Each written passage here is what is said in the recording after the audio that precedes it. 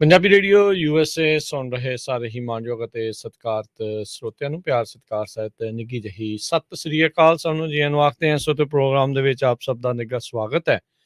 ਅੱਜ ਜੀ ਵੀਰਵਾਰ ਦਾ ਦਿਨ ਤੇ ਗੱਲਬਾਤ ਆਪਾਂ ਟਰੱਕਿੰਗ ਦੇ ਬਾਰੇ ਅੱਜ ਦੇ ਇਸ ਟਰੱਕਿੰਗ ਥਰਸਡੇ ਅਪਡੇਟ ਟਰੱਕਿੰਗ ਦੇ ਵਿੱਚ ਕਰਦੇ ਹੁੰਦੇ ਹਾਂ। ਜੁੜ ਚੁੱਕੇ ਨੇ ਮੇਰੇ ਨਾਲ ਸੈਨੋਜ਼ੇ ਸਟੂਡੀਓਜ਼ ਤੋਂ ਹਰਜੋਤ ਸਿੰਘ ਖਾਲਸਾ ਜੀ। ਜੀ ਆਇਆਂ ਨੂੰ ਸਵਾਗਤ ਹੈ। ਸਤਿ ਸ੍ਰੀ ਅਕਾਲ ਹਰਜੋਤ ਸਿੰਘ ਜੀ। ਸਤਿ ਸ਼੍ਰੀ ਅਕਾਲ, ਧੰਨਵਾਦ ਜੀ ਆਇਆਂ ਨੂੰ। ਪੰਜਾਬੀ ਰੇਡੀਓ US ਦੇ ਜਿੰਨੇ ਵੀ ਸਰੋਤੇ ਸਾਡੇ ਸਾਰੇ ਹੀ AM ਸਟੇਸ਼ਨਸ, FM ਸਟੇਸ਼ਨਸ, ਘਰਾਂ ਦੇ ਵਿੱਚ ਰੇਡੀਓ ਸੈਟਸ ਦੇ ਰਾਹੀਂ, ਟੈਲੀਫੋਨ ਦੇ ਰਾਹੀਂ, ਫੇਸਬੁੱਕ, YouTube ਤੇ ਲਾਈਵ ਦੇਖ ਰਹੇ ਹੋ, ਸੁਣ ਰਹੇ ਹੋ, ਸਾਰਿਆਂ ਨੂੰ ਜੀ ਆਇਆਂ ਨੂੰ ਤੇ ਬਹੁਤ ਹੀ ਪਿਆਰ ਤੇ ਸਤਿਕਾਰ ਭਰੀ ਸਤਿ ਸ਼੍ਰੀ ਅਕਾਲ। ਸਰੋਤਿਓ, ਅੱਜ ਜੁਲਾਈ ਦੀ 14 ਤਰੀਕ ਆ, ਦਿਨ ਵੀਰਵਾਰ ਆ ਤੇ ਤੁਹਾਡੇ ਲਈ ਸਵੇਰ ਦਾ ਅਪਡੇਟ ਅਮਰੀਕਾ ਪ੍ਰੋਗਰਾਮ ਜਿਹੜਾ ਸਪੈਸ਼ਲੀ ਟਰੱਕਿੰਗ ਨਾਲ ਰਿਲੇਟਡ ਹੁੰਦਾ ਉਹ ਲੈ ਕੇ ਹਾਜ਼ਰ ਹੋਏ ਆ ਜੀ। ਤੇ ਆਪਣੇ ਨਾਲ ਟਰੱਕਿੰਗ ਬਾਰੇ ਗੱਲਬਾਤ ਕਰਨ ਦੇ ਲਈ ਜੁੜ ਚੁੱਕੇ ਨੇ ਰਮਨ ਸਿੰਘ ਢਿੱਲੋਂ ਜੀ। ਜੀ ਆਇਆਂ ਨੂੰ ਸਵਾਗਤ ਹੈ ਜੀ। ਸਤਿ ਸ੍ਰੀ ਅਕਾਲ। ਸਤਿ ਸ਼੍ਰੀ ਅਕਾਲ ਜੀ ਸਾਰਿਆਂ ਨੂੰ, ਪਿਆਰ ਤੇ ਸਤਿਕਾਰ ਭਰੀ ਸਤਿ ਸ਼੍ਰੀ ਅਕਾਲ। ਸਾਡੇ ਅੱਜ ਦੇ ਇਸ ਪ੍ਰੋਗਰਾਮ ਨੂੰ ਤੁਹਾਡੇ ਸਾਰਿਆਂ ਤੱਕ ਪਹੁੰਚਾਉਣ 'ਚ ਸਹਿਯੋਗ ਕਰਦੇ ਨੇ ਖਾਲਸਾ ਇੰਸ਼ੋਰੈਂਸ ਏਜੰਸੀ, ਜਿਨ੍ਹਾਂ ਦੇ ਕੋਲੋਂ ਤੁਸੀਂ ਹਰ ਇੱਕ ਤਰੀਕੇ ਦੀ ਇੰਸ਼ੋਰੈਂਸ ਕਰਵਾ ਸਕਦੇ ਹੋ। ਇੰਸ਼ੋਰੈਂਸ ਬਾਰੇ ਪਤਾ ਕਰਨ ਲਈ ਕਾਲ ਕਰ ਸਕਦੇ ਹੋ ਨੰਬਰ 408 272 2500 4082722500। ਟੇਰਕੀਆਣਾ ਇਮੀਗ੍ਰੇਸ਼ਨ ਲਾ ਫਰਮ, ਇਮੀਗ੍ਰੇਸ਼ਨ ਦਾ ਹੋਵੇ ਕਿਸੇ ਵੀ ਤਰੀਕੇ ਦਾ ਕੰਮ, ਕਾਲ ਅਟਰਨੀ ਜੇ ਟੇਰਕੀਆਣਾ 415 909 0503। ਮਨਜੀਤ ਸਿੰਘ, ਨਰਿੰਦਰ ਕੌਰ ਕੁਲਾਰ, ਅਵਤਾਰ ਸਿੰਘ, ਮੰਜਲ ਕਲੋਵਿਸ, ਸਤਨਾਮ ਸਿੰਘ, ਅਮਰਜੀਤ ਸਿੰਘ ਦਸਾਂਝ, ਸਨੀ ਪੁਰੇਵਾਲ, ਯੂਬਾ ਸਿਟੀ, ਪਰਮਜੀਤ ਸਿੰਘ ਦਿਓਲ, ਫਰੈਜ਼ਨੋ, ਲਖਵੀਰ ਸਿੰਘ ਸਮਰਾ, ਟੈਕਸਸ, ਕਮਲਜੀਤ ਸਿੰਘ ਮੱਖਣ, ਦੌਲਤਪੁਰੀਆ, Stockton, Onkar Singh, ਫਰੈਜ਼ਨੋ, major Singh Sidhu, Vinder Singh Dhaliwal, Hardial Singh, Inderjit Dhaliwal, Bakersfield, Jassi Gill, Raminder Basra, Talwinder Gill, Bakersfield, Harjeet Singh, Lathrop, Antelope, truck stop Burns, Wyoming, Karnail Singh Randhawa, Sacramento, ਤੇ ਜ਼ੈਂਡਰ ਗਰੁੱਪ, ਜਿੱਥੋਂ ਤੁਸੀਂ ਹੋਮ ਲੋਨਸ, ਘਰ ਖਰੀਦਣ ਅਤੇ ਘਰ ਵੇਚਣ ਦੀਆਂ ਸਾਰੀਆਂ ਸਰਵਿਸਿਜ਼ ਲੈ ਸਕਦੇ ਹੋ। ਅੱਜ ਹੀ ਕਾਲ ਕਰੋ 855 905 2575 ਦੇ ਉੱਤੇ। ਇਹਨਾਂ ਸਾਰਿਆਂ ਦਾ ਧੰਨਵਾਦ। ਜੇਕਰ ਤੁਸੀਂ ਜਾਂ ਕੋਈ ਹੋਰ ਕਾਰੋਬਾਰ ਇਸ ਪ੍ਰੋਗਰਾਮ ਨੂੰ ਸਪਾਂਸਰ ਕਰਨਾ ਚਾਹੁੰਦੇ ਹੋ, ਸੰਪਰਕ ਕਰ ਸਕਦੇ ਹੋ ਨੰਬਰ 408 722 7698 ਦੇ ਉੱਤੇ। ਜੀ, ਅੱਜ ਦੀਆਂ ਖਬਰਾਂ ਵੱਲ ਚਲੀਏ ਤੇ AV5 ਨੂੰ ਲੈ ਕੇ ਜਿਹੜਾ ਆ ਸਭ ਤੋਂ ਹੌਟ ਇਸ਼ੂ ਟਰੱਕਿੰਗ ਦੇ ਵਿੱਚ ਬਣਿਆ ਹੋਇਆ ਹੈਗਾ। ਤੇ ਕੱਲ ਲੌਂਗ ਬੀਚ ਦੇ ਵਿੱਚ ਟਰੱਕਰਸ ਨੇ ਕਾਫੀ ਵੱਡਾ ਇੱਕ ਪ੍ਰੋਟੈਸਟ ਵੀ ਕੀਤਾ, ਟ੍ਰੈਫਿਕ ਹਾਈਵੇ 5 ਦੇ ਉੱਤੇ ਸਲੋ ਕੀਤਾ। ਸੋ ਉਹਦੀ ਕਵਰੇਜ ਵੀ ਕਾਫੀ ਮਿਲੀ ਹੈਗੀ ਆ। ਸੋ ਉਹਦਾ ਮੇਨ ਰੀਜ਼ਨ ਉਹਨਾਂ ਨੇ ਇਹੀ ਦੱਸਿਆ ਆ ਵੀ ਕੈਲੀਫੋਰਨੀਆ ਟਰੱਕਰਸ ਓਨਰ ਆਪਰੇਟਰ ਜੋ ਹੈਗੇ ਆ ਉਹ AV5 ਦੇ ਅਗੇਂਸਟ ਹੈਗੇ ਆ। ਸੋ ਇਹਦੇ ਬਾਰੇ ਥੋੜੀ ਜਿਹੀ ਰਮਨ ਜੀ ਆਪਾਂ ਅਪਡੇਟ ਕਰੀਏ। ਜੀ ਬਿਲਕੁਲ, ਇਹ ਜਿਹੜੇ ਪ੍ਰੋਟੈਸਟ ਹੈਗੇ ਆ ਜਾਂ ਜਿਹੜੀਆਂ ਇਹ ਚੀਜ਼ਾਂ ਹੈਗੀਆਂ, ਮੈਂ ਸਿਰਫ ਇਹ ਕਹੂੰਗਾ ਕਿ ਟੂ ਲਿਟਲ ਟੂ ਲੇਟ ਹੈਗਾ। ਠੀਕ ਆ, ਪ੍ਰੋਟੈਸਟ ਕਰਨਾ ਸਾਡਾ ਹੱਕ ਹੈਗਾ, ਸਾਡਾ ਅਧਿਕਾਰ ਹੈਗਾ, ਸਾਡੀ ਜਿਹੜੀ ਵੋਇਸ ਆ ਦੱਸਣੀ ਪੈਣੀ ਹੈ, ਪਰ definitely it's too little to late. ਹੁਣ ਜਿਹੜੀ ਸਿਚੁਏਸ਼ਨ ਹੈਗੀ ਆ ਉਹ ਮਤਲਬ ਕਿ ਆਪਣੇ ਹੱਥ ਤੋਂ ਬਾਹਰ ਜਾ ਚੁੱਕੀ ਆ। ਇਹ 2.5 ਸਾਲ ਪਹਿਲਾਂ, 3 ਸਾਲ 4 ਸਾਲ ਪਹਿਲਾਂ ਤੋਂ ਕੰਮ ਚੱਲ ਰਿਹਾ ਹੈਗਾ। ਸੋ ਇਹਦੇ ਤੇ ਜਿਹੜਾ ਉਦੋਂ ਧਿਆਨ ਦੇਣ ਦੀ ਲੋੜ ਸੀਗੀ। ਉਦੋਂ ਜਿਵੇਂ ਕਿ ਆਪਾਂ ਪ੍ਰੋਗਰਾਮ ਵੀ ਕੀਤੇ ਸੀਗੇ, ਆਪਾਂ ਸੈਕਰਾਮੈਂਟੋ ਪ੍ਰੋਟੈਸਟ ਵੀ ਸੀਗਾ ਜਿਹੜਾ ਕਿ ਉੱਥੇ ਸਮੇਂ ਦੇ ਜਿਹੜੇ ਟਾਈਮ ਤੇ ਸੀਗੇ, ਜਿਹੜੇ ਉਹਨਾਂ ਨਾਲ ਉੱਥੇ ਗੱਲਬਾਤ ਵੀ ਸਾਰੀ ਹੋਈ ਸੀਗੀ। ਉੱਥੇ ਸਾਰਾ ਕੁਛ ਲਾਈਵ ਸੀਗਾ, ਜਿਹਦੇ ਵਿੱਚ ਸਟੇਟਮੈਂਟਸ ਵੀ ਹੋਈਆਂ, ਮੀਟਿੰਗਸ ਵੀ ਹੋਈਆਂ, ਬਹੁਤ ਕੁਛ ਹੋਇਆ। ਪਰ ਉੱਥੇ ਇਹ ਕੋਈ ਵੀ ਜਿਹੜਾ ਆ ਇਨਸਾਨ, ਮਤਲਬ ਕਿ ਕੋਈ ਵੀ ਜਿਹੜੀ ਕੰਪਨੀਜ਼ ਹੈਗੀਆਂ, ਕੋਈ ਵੀ ਥੋੜ੍ਹੀਆਂ ਜਿਹੀਆਂ ਬੇਰੀਏ ਦੀਆਂ ਕੰਪਨੀਆਂ ਤੋਂ ਬਿਨਾਂ ਮੇਰੇ ਖਿਆਲ ਦੇ ਵਿੱਚ ਕੋਈ ਵੀ ਉੱਥੇ ਪ੍ਰੈਜ਼ੈਂਸ ਨਹੀਂ ਸੀਗਾ। ਸੋ ਇਹ ਚੀਜ਼ ਜਿਹੜੀ ਆ ਇੱਕ ਸਾਡੇ ਲਈ ਅਲਾਰਮਿੰਗ ਸਿਚੁਏਸ਼ਨ ਹੈਗੀ ਆ। ਇਸ ਕੰਟਰੀ 'ਚ ਰਹਿਣੇ ਹੈਗੇ ਆ, ਇਸ ਕੰਟਰੀ ਦੇ ਤੌਰ ਤਰੀਕੇ, ਇਸ ਕੰਟਰੀ ਦੀਆਂ ਜਿਹੜਾ ਕੰਮਕਾਰ ਹੈਗਾ ਉਹਨੂੰ ਸਮਝਣ ਦੀ ਲੋੜ ਹੈਗੀ ਆ। ਪ੍ਰੋਸੈਸ ਦੇ ਵਿੱਚ ਇਨਵੋਲਵ ਹੋਣ ਦੀ ਲੋੜ ਹੈਗੀ ਆ। ਜੇ ਪ੍ਰੋਸੈਸ 'ਚ ਆਪਾਂ ਅਰਲੀ ਔਨ ਇਨਵੋਲਵ ਨਹੀਂ ਹੁੰਦੇ ਤੇ ਫਿਰ ਜਦੋਂ ਪ੍ਰੋਸੈਸ ਕੰਪਲੀਟ ਹੋ ਜਾਂਦਾ ਆ, ਉਦੋਂ ਉਹਨੂੰ ਜਿਹੜਾ ਮਿਟਾਉਣਾ ਜਾਂ ਉਹਨੂੰ ਚੇਂਜ ਕਰਨਾ ਜਿਹੜਾ ਉਹ ਇੰਪੋਸੀਬਲ ਹੋ ਜਾਂਦਾ। ਸੋ ਬਹੁਤ ਔਖਾ ਜਿਹੜਾ ਹੈਗਾ। ਡੈਫੀਨੇਟਲੀ ਆ ਸਟਰਾਈਕਾਂ ਕਰ ਸਕਦੇ। ਹੁਣ ਆਪਾਂ ਜਿਹੜੀ ELD ਦੀ ਕਿੰਨੀ ਵੱਡੀ ਸਟਰਾਈਕ ਹੋਈ ਸੀ, ਕਿੰਨਾ ਕੁਛ ਹੋਇਆ ਸੀਗਾ, ਬਟ ਕੁਛ ਆਪਾਂ ਨੂੰ ਅਚੀਵ ਥੋੜ੍ਹੀ ਹੋਇਆ ਸੀ ਉਹਦੇ 'ਚ। ਸੋ ਇਹ ਸੀਗਾ ਕਿ ਅਸੀਂ ਜਿਹੜਾ ਪ੍ਰੋਸੈਸ ਜਦੋਂ ਅਸੀਂ ਆਣ ਕੇ ਤੁਹਾਨੂੰ ਦੱਸਦੇ ਹਾਂ ਕਿ ਪ੍ਰੋਸੈਸ ਦੇ ਵਿੱਚ ਇਨਵੋਲਵ ਹੋ, ਆਉਣ ਵਾਲਾ, ਆ ਰਿਹਾ, ਇਹਦੀ ਸਟੇਟਮੈਂਟ ਦਿਓ, ਇਹਦੇ ਕਾਮੈਂਟਸ ਦਿਓ, ਉਹ ਕੋਈ ਰੀਜ਼ਨ ਹੁੰਦਾ ਉਹਦੇ ਪਿੱਛੇ ਕਿ ਇਹ ਕੰਮ ਚੱਲ ਰਿਹਾ, ਇਹਦੇ ਤੇ ਆਪਣੇ ਵਿਚਾਰ ਦਿਓ। ਜੇ ਇੱਥੇ ਅੱਜ ਤੁਸੀਂ ਨਹੀਂ ਦਿੰਦੇ, ਕੱਲ ਜਦੋਂ ਕਾਨੂੰਨ ਬਣ ਕੇ ਆ ਜਾਂਦਾ ਫਿਰ ਆਪਾਂ ਝੰਡੇ ਲੈ ਕੇ ਖੜੇ ਹੋ ਜਾਵਾਂਗੇ, ਕੋਈ ਫਰਕ ਨਹੀਂ ਪੈਣਾ।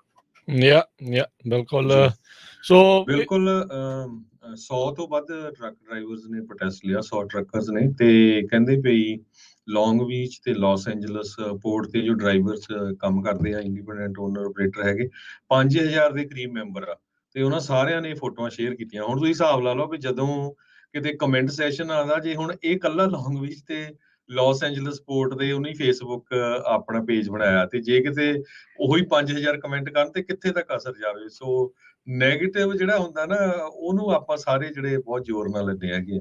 ਜੀ, ਜਦੋਂ ਹੋਈ ਨਾ ਵੀ ਰੋਜੀ ਰੋਟੀ ਦੀ ਆਣ ਪੈਂਦੀ ਆ, ਉਦੋਂ ਤਾਂ ਚਲੋ ਉਦੋਂ ਤਾਂ ਸਾਰਿਆਂ ਨੇ ਹੱਥ ਪੱਲਾ ਮਾਰਨਾ ਹੈ, ਪਰ ਜਦੋਂ ਤੁਹਾਨੂੰ ਪਤਾ ਹੈ ਵੀ ਹੌਲੀ ਹੌਲੀ ਦੱਬੇ ਪੈਰੀ ਇਸ ਪਾਸੇ ਵੱਲ ਨੂੰ ਤੁਰੇ ਹੋਏ ਨੇ, ਤੁਹਾਡੀ ਰੋਜੀ ਰੋਟੀ ਉੱਤੇ ਜਾਂ ਕਿੱਦਾਂ ਚੱਲ ਰਿਹਾ ਆ, ਉਸ ਉੱਤੇ ਚੱਲ ਰਿਹਾ ਆ ਕੰਮ, ਤਾਂ ਤੁਹਾਨੂੰ ਪਹਿਲਾਂ ਹੀ ਅਗਾਹ ਹੋਣਾ ਚਾਹੀਦਾ ਆ। ਪਹਿਲਾਂ ਤੁਹਾਨੂੰ ਸਤਰਕ ਰਹਿਣ ਦੀ ਜ਼ਰੂਰਤ ਆ ਵੀ ਇਹ ਚੀਜ਼ਾਂ ਜਿਹੜੀਆਂ ਆ ਹੋ ਰਹੀਆਂ ਆ, ਤੇ ਸਾਡੇ ਪ੍ਰੋਗਰਾਮ ਕਰਨ ਦਾ ਮਕਸਦ ਇਹੀ ਹੁੰਦੇ ਆ ਵੀ ਤੁਹਾਨੂੰ ਪਹਿਲਾਂ ਹੀ ਜਿਹੜਾ ਉਹ ਦੱਸ ਜਾਈਏ। ਜੇ ਸਿਰਫ ਤੁਸੀਂ ਸੋਚਦੇ ਵੀ ਆਪਾਂ ਇਹੀ ਗੱਲਾਂ ਕਰੀ ਜਾਏ ਵੀ ਉਹਨੇ ਚੱਪਲਾਂ ਨਹੀਂ ਪਾਈਆਂ ਜੀ, ਉਹਨੇ ਏਦਾਂ ਕਰਤਾ, ਉਹਨੇ ਉਹ ਕਰਤਾ, ਉਹ ਤਾਂ ਕਾਮਨ ਸੈਂਸ ਦੀਆਂ ਗੱਲਾਂ, ਉਹ ਤਾਂ ਹੈ ਹੀ ਹੈ, ਉਹ ਤਾਂ ਪਤਾ ਹੈ ਵੀ ਜਿਹੜੀ ਚੀਜ਼ ਗਲਤ ਆ। ਰੈਗੂਲੇਸ਼ਨ ਕੀ ਨਵੇਂ ਮੁੱਦੇ ਆ ਰਹੇ ਆ, ਇਲੈਕਟ੍ਰੀਫਿਕੇਸ਼ਨ ਦਾ ਹੁਣ ਰੌਲਾ ਆ, ਇਲੈਕਟ੍ਰਿਕ ਟਰੱਕਾਂ ਦੀ ਜਿਹੜੀ ਗੱਲਬਾਤ ਚੱਲ ਰਹੀ ਆ, ਕਿੱਦਾਂ ਬਿਜਲੀ ਸਪਲਾਈ ਹੋਣੀ ਆ। ਹੁਣ ਰੀਸੈਂਟਲੀ 1 ਜੁਲਾਈ ਤੋਂ ਇਹ ਸਾਰੇ ਕਹਿੰਦੇ ਸੀਗੇ ਵੀ ਸ਼ਾਇਦ ਜਿਹੜਾ ਜੀ ਟੈਕਸ ਇਸ ਵਾਰ ਨਹੀਂ ਵਧਾਇਆ ਜਾਊਗਾ, ਪਰ ਵਧਾਤਾ ਕੈਲੀਫੋਰਨੀਆ ਵਾਲਿਆਂ ਨੇ।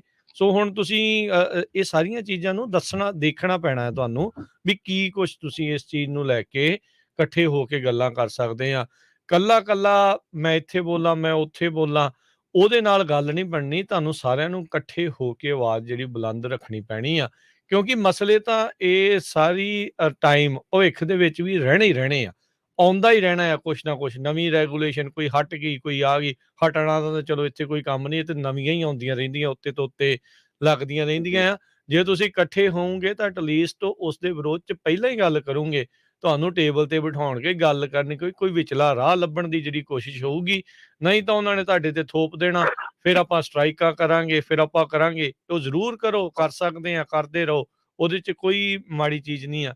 ਪਰ ਇਹ ਵੀ ਪਹਿਲਾਂ ਹੀ ਉਹਨਾਂ ਦੇ ਨਾਲ ਟੇਬਲ ਤੇ ਜਾ ਕੇ ਇਸ ਚੀਜ਼ ਦੇ ਮਸਲੇ ਹੱਲ ਕਰਨ ਦੀ ਉਸ ਕਵਾਇਦ ਵੱਲ ਨੂੰ ਵਧੀਏ। ਬਿਲਕੁਲ ਰਾਜਕਿਰਨ, ਇਸ ਵੇਲੇ ਹੁਣ ਜਿੱਦਾਂ ਕਿ ਆਪਣੀ ਜਿਹੜੀ ਨੈਪਟਾ ਦੀ ਵੈਬਸਾਈਟ ਹੈਗੀ ਆ, ਉੱਥੇ ਇਵੈਂਟਸ ਦੇ ਥੱਲੇ ਅਸੀਂ ਸਾਰੇ ਜਿਹੜੇ ਕਾਰ ਦੇ ਆਉਣ ਵਾਲੇ ਇਵੈਂਟਸ ਆ ਉਹ ਪੋਸਟ ਕਰਦੇ ਰਹਿੰਦੇ ਆ, ਕੀਤੇ ਹੋਏ ਆ। 7/28 ਨੂੰ ਜਿਹੜਾ ਇੱਕ ਕਾਰ ਦਾ ਵਰਚੁਅਲ ਲਿਸਨਿੰਗ ਸੈਸ਼ਨ ਆ ਰਿਹਾ ਹੈਗਾ, ਬਹੁਤ ਜ਼ਰੂਰੀ ਹੈਗਾ ਸਾਡੀ ਕਮਿਊਨਿਟੀ ਨੂੰ ਉੱਥੇ ਵੱਧ ਚੜ ਕੇ ਹਿੱਸਾ ਲੈਣ ਲਈ। ਲਿਸਨਿੰਗ ਸੈਸ਼ਨ ਹੈਗਾ ਉਹਦਾ ਜ਼ੀਰੋ ਇਮਿਸ਼ਨ ਟਰੱਕਸ ਦੇ ਲਈ, ਜ਼ੀਰੋ ਇਮਿਸ਼ਨ ਟਰੱਕਸ ਵੱਲ ਕਿੱਦਾਂ ਵਧਿਆ ਜਾਵੇ। ਇਹ ਆਉਣ ਵਾਲੇ 5-7 ਸਾਲਾਂ ਦੇ ਵਿੱਚ ਜਿਹੜਾ ਕੁਝ ਹੋਣਾ ਨਾ, ਉਹਦੇ ਲਈ ਗੱਲਬਾਤ ਹੋ ਰਹੀ ਆ। ਜਦੋਂ ਆਪਾਂ ਰਾਜਕਿਰਨ ਇਹ ਕਹਿੰਦੇ ਨਾ ਵੀ ਆਪਾਂ ਸਲੋਲੀ ਸਾਡੇ ਜੀ ਇਹ ਵਿੱਚ ਲਿਆਣ ਕੇ ਲੋਕ ਸਾਤਰ ਨਹੀਂ, ਗਵਰਨਮੈਂਟ ਦੇ ਵਿੱਚ ਜਿਹੜੀਆਂ ਏਜੰਸੀਜ਼ ਹੈਗੀਆਂ ਉਹ ਪ੍ਰੋਪਰ ਜਿਹੜਾ ਉਹਨਾਂ ਦਾ ਲਿਸਨਿੰਗ ਸੈਸ਼ਨਸ ਕਹਿ ਲਓ, ਮੀਟਿੰਗਸ ਕਹਿ ਲਓ, ਪਬਲਿਕ ਮੀਟਿੰਗਸ ਕਹਿ ਲਓ, ਉਹ ਹੁੰਦੇ ਆ। ਅਸੀਂ ਜਾਂਦੇ ਨਹੀਂ ਉੱਥੇ, ਅਸੀਂ ਉਹਨਾਂ ਨੂੰ ਸੁਣਦੇ ਨਹੀਂ। ਸੋ ਇਹ ਜਿਹੜਾ ਕੈਲੀਫੋਰਨੀਆ ਦਾ ਜਿਹੜਾ ਵਰਚੁਅਲ ਲਿਸਨਿੰਗ ਸੈਸ਼ਨ ਹੈਗਾ, ਇਹ ਸ਼ਾਮ ਨੂੰ 5 ਵਜੇ ਤੋਂ ਲੈ ਕੇ 7 ਵਜੇ ਤੱਕ ਹੋਣਾ ਆ, ਠੀਕ ਆ। ਇਹਦੇ ਵਿੱਚ ਉਹਨਾਂ ਨੇ ਫੀਡਬੈਕ ਲੈਣੇ ਆ, ਐਕਸਪੀਰੀਅੰਸ ਲੈਣੇ ਆ, ਸਜੈਸ਼ਨਸ ਲੈਣੀਆਂ ਕਿ ਕਾਰ ਜਿਹੜੀ ਆ ਇਹ ਕਿਸ ਤਰ੍ਹਾਂ ਜਿਹੜਾ ਆ ਇਹਨੂੰ ਮਤਲਬ ਕਿ ਜਿਹੜੀ ਇਹ ਸਾਡੀ ਹੈਗੀ ਆ ਟ੍ਰਾਂਜਿਸ਼ਨ ਆ ਫਰੋਮ ਆਹ ਵਾਲੇ ਟਰੱਕ ਤੋਂ ਜ਼ੀਰੋ ਮਿਸ਼ਨ ਟਰੱਕਸ ਤੱਕ, ਕਿਵੇਂ ਉੱਥੇ ਅਸੀਂ ਪਹੁੰਚਿਆ ਜਾ ਸਕਦਾ, ਕਿਵੇਂ ਉੱਥੇ ਜਾ ਸਕਦੇ, ਕਿਵੇਂ ਉਹਨੂੰ ਬੈਟਰ ਅਸੀਂ ਮਤਲਬ ਕਿ ਉਹਦੇ ਵਿੱਚ ਜਿਹੜਾ ਆ ਵੱਧ ਸਕਦੇ ਆ। ਸੋ ਇਹ ਜਿਹੜੀ ਆ ਇਹਦੇ ਵਿੱਚ ਤੁਹਾਨੂੰ ਜੇ ਤੁਸੀਂ ਜ਼ੀਰੋ ਮਿਸ਼ਨ ਟਰੱਕਸ ਵਗੈਰਾ ਬਾਏ ਕਰਨੇ ਆ ਕੱਲ੍ਹ ਨੂੰ, ਉਹਦੇ ਵਿੱਚ ਜਿਹੜੀਆਂ ਗ੍ਰਾਂਟਸ ਮਿਲਣੀਆਂ ਜਾਂ ਕੁਛ ਵੀ ਹੋਣਾ ਆ, ਇੱਦਾਂ ਦੀਆਂ ਚੀਜ਼ਾਂ ਸਾਰੀਆਂ ਇਹਦੇ ਵਿੱਚ ਹੋਣੀਆਂ ਆ। ਸੋ ਠੀਕ ਹੈ ਨਾ। ਸੋ ਇਹੋ ਜਿਹੀਆਂ ਜਿਹੜੀਆਂ ਮੀਟਿੰਗਸ ਹੈਗੀਆਂ, ਇਹੋ ਜਿਹੇ ਜਿਹੜੇ ਟਾਈਮ ਹੈਗੇ ਆ, ਉਹ ਤੁਹਾਨੂੰ ਜ਼ਰੂਰ ਜਿਹੜਾ ਆ ਉਹ ਪਾਰਟੀਸਪੇਟ ਕਰਨਾ ਚਾਹੀਦਾ ਆ, ਉੱਥੇ ਜਾਣਾ ਚਾਹੀਦਾ ਆ, ਤਾਂ ਕਿ ਜਿਹੜੇ ਲਾਅ ਮੇਕਰਸ ਹੈਗੇ ਆ ਉਹ ਜਿੰਨੀ ਦੇਰ ਤੱਕ ਤੁਹਾਡੀ ਗੱਲ ਨਹੀਂ ਸੁਣਨਗੇ, ਜਿੰਨੀ ਦੇਰ ਤੱਕ ਤੁਹਾਡਾ ਫੀਡਬੈਕ ਨਹੀਂ ਲੈਣਗੇ, ਉਨੀ ਦੇਰ ਤੱਕ ਇਹ ਚੀਜ਼ਾਂ ਜਿਹੜੀਆਂ ਆ ਇਹ ਅਸਰ ਨਹੀਂ ਕਰਦੀਆਂ। ਔਰ ਜਿਹੜਾ ਤੁਸੀਂ ਗੱਲ ਕਹੀ ਹੈ ਨਾ ਕਿ ਅਸੀਂ ਇੱਥੇ ਸਾਰਾ ਦਿਨ ਬੈਠ ਕੇ ਆਪਾਂ ਉਹ ਕਦੀ ਚੱਪਲਾਂ ਦਾ ਕਰ ਲਿਆ, ਕਦੀ ਕੁਛ ਕਰ ਲਿਆ, ਕਦੀ ਕੁਛ ਕਰ ਲਿਆ, ਉਹ ਜਿਹੜੀਆਂ ਚੀਜ਼ਾਂ ਹੈਗੀਆਂ ਉਹ ਇੱਕ ਬਹੁਤ ਸਿੰਪਲ ਜਿਹੀਆਂ ਗੱਲਾਂ ਹੈਗੀਆਂ। ਆਪਾਂ ਇਹ ਬੇਸ਼ਕੀਮਤੀ ਜਿਹੜਾ ਟਾਈਮ ਹੈਗਾ ਆਪਣਾ, ਜਿਹੜਾ ਇੱਥੇ ਰੇਡੀਓ ਤੇ ਔਨ ਏਅਰ ਇੰਨਾ ਪ੍ਰੋਗਰਾਮ ਲੈ ਕੇ ਆਉਣਾ, it's not easy, it's cost everything, ਹੈ ਨਾ। ਤੇ ਹਰ ਇੱਕ ਬੰਦਾ ਆਪਣਾ ਟਾਈਮ ਕੱਢ ਕੇ ਇੱਥੇ ਆਣ ਕੇ ਤੁਹਾਨੂੰ ਇਹ ਚੀਜ਼ ਲਈ ਆਗਾਹ ਕਰਦੇ ਆ, ਐਜੂਕੇਟ ਕਰਦੇ ਆ। ਸੋ ਇਹਦੇ 'ਚ ਜਿੱਦਾਂ ਕਿ ਕਈ ਆਪਣੇ ਲਿਸਨਰ ਆਪਾਂ ਨੂੰ ਆਣ ਕੇ ਕਹਿੰਦੇ ਵੀ ਹੁੰਦੇ ਆ, ਜੀ ਪਲੀਜ਼ ਆ ਛੋਟੀਆਂ-ਛੋਟੀਆਂ ਗੱਲਾਂ ਛੱਡ ਕੇ ਆਪਣੇ ਵੱਡੇ ਮੁੱਦਿਆਂ ਵੱਲ ਚੱਲੋ, ਉਹਦੇ ਬਾਰੇ ਗੱਲ ਕਰੋ, ਉਹਦੇ 'ਚ ਹਿੱਸਾ ਲਓ। ਸੋ ਪਲੀਜ਼ ਇਹ ਜਿਹੜੀਆਂ ਚੀਜ਼ਾਂ ਹੈਗੀਆਂ ਇਹਨਾਂ ਤੇ ਸੋਚਣਾ ਸ਼ੁਰੂ ਕਰੋ। ਜੀ ਜੀ ਸੋ ਰਮਨ ਜੀ, ਅਗਲੇ ਰਾਜਕਨਵੀਰ ਸਿੰਘ, ਜਿੱਦਾਂ ਆਪਾਂ ਪਹਿਲਾਂ ਟੈਕਸ ਦੀ ਗੱਲ ਕਰਦੇ ਸੀ, ਗੈਸ ਦੇ ਉੱਤੇ 3 ਸੈਂਟ ਟੈਕਸ ਵਧਾਇਆ ਗਿਆ ਜੁਲਾਈ 1 ਤੋਂ ਕੈਲੀਫੋਰਨੀਆ ਦੇ ਵਿੱਚ। ਇਸੇ ਤਰ੍ਹਾਂ ਇਫਟਾ ਜਿਹੜੀ ਆ, ਇੰਟਰਨੈਸ਼ਨਲ ਫਿਊਲ ਟੈਕਸ ਐਗਰੀਮੈਂਟ ਤੇ interstate user diesel fuel tax, ਉਹ ਵੀ ਵਧਾਇਆ ਗਿਆ ਇਫੈਕਟਿਵ ਜੁਲਾਈ 1 2022 ਤੋਂ। ਯਾ ਪਹਿਲਾਂ ਉਹ ਕੈਲੀਫੋਰਨੀਆ ਦੇ ਵਿੱਚ 72.7 ਸੈਂਟ ਯੂਜ਼ ਹੁੰਦਾ ਸੀ, ਹੁਣ 85.3 ਸੈਂਟ ਪਰ ਗੈਲਨ ਦੇ ਹਿਸਾਬ ਨਾਲ ਇਹ ਜੁਲਾਈ 1 ਤੋਂ ਸ਼ੁਰੂ ਹੋ ਗਿਆ ਆ।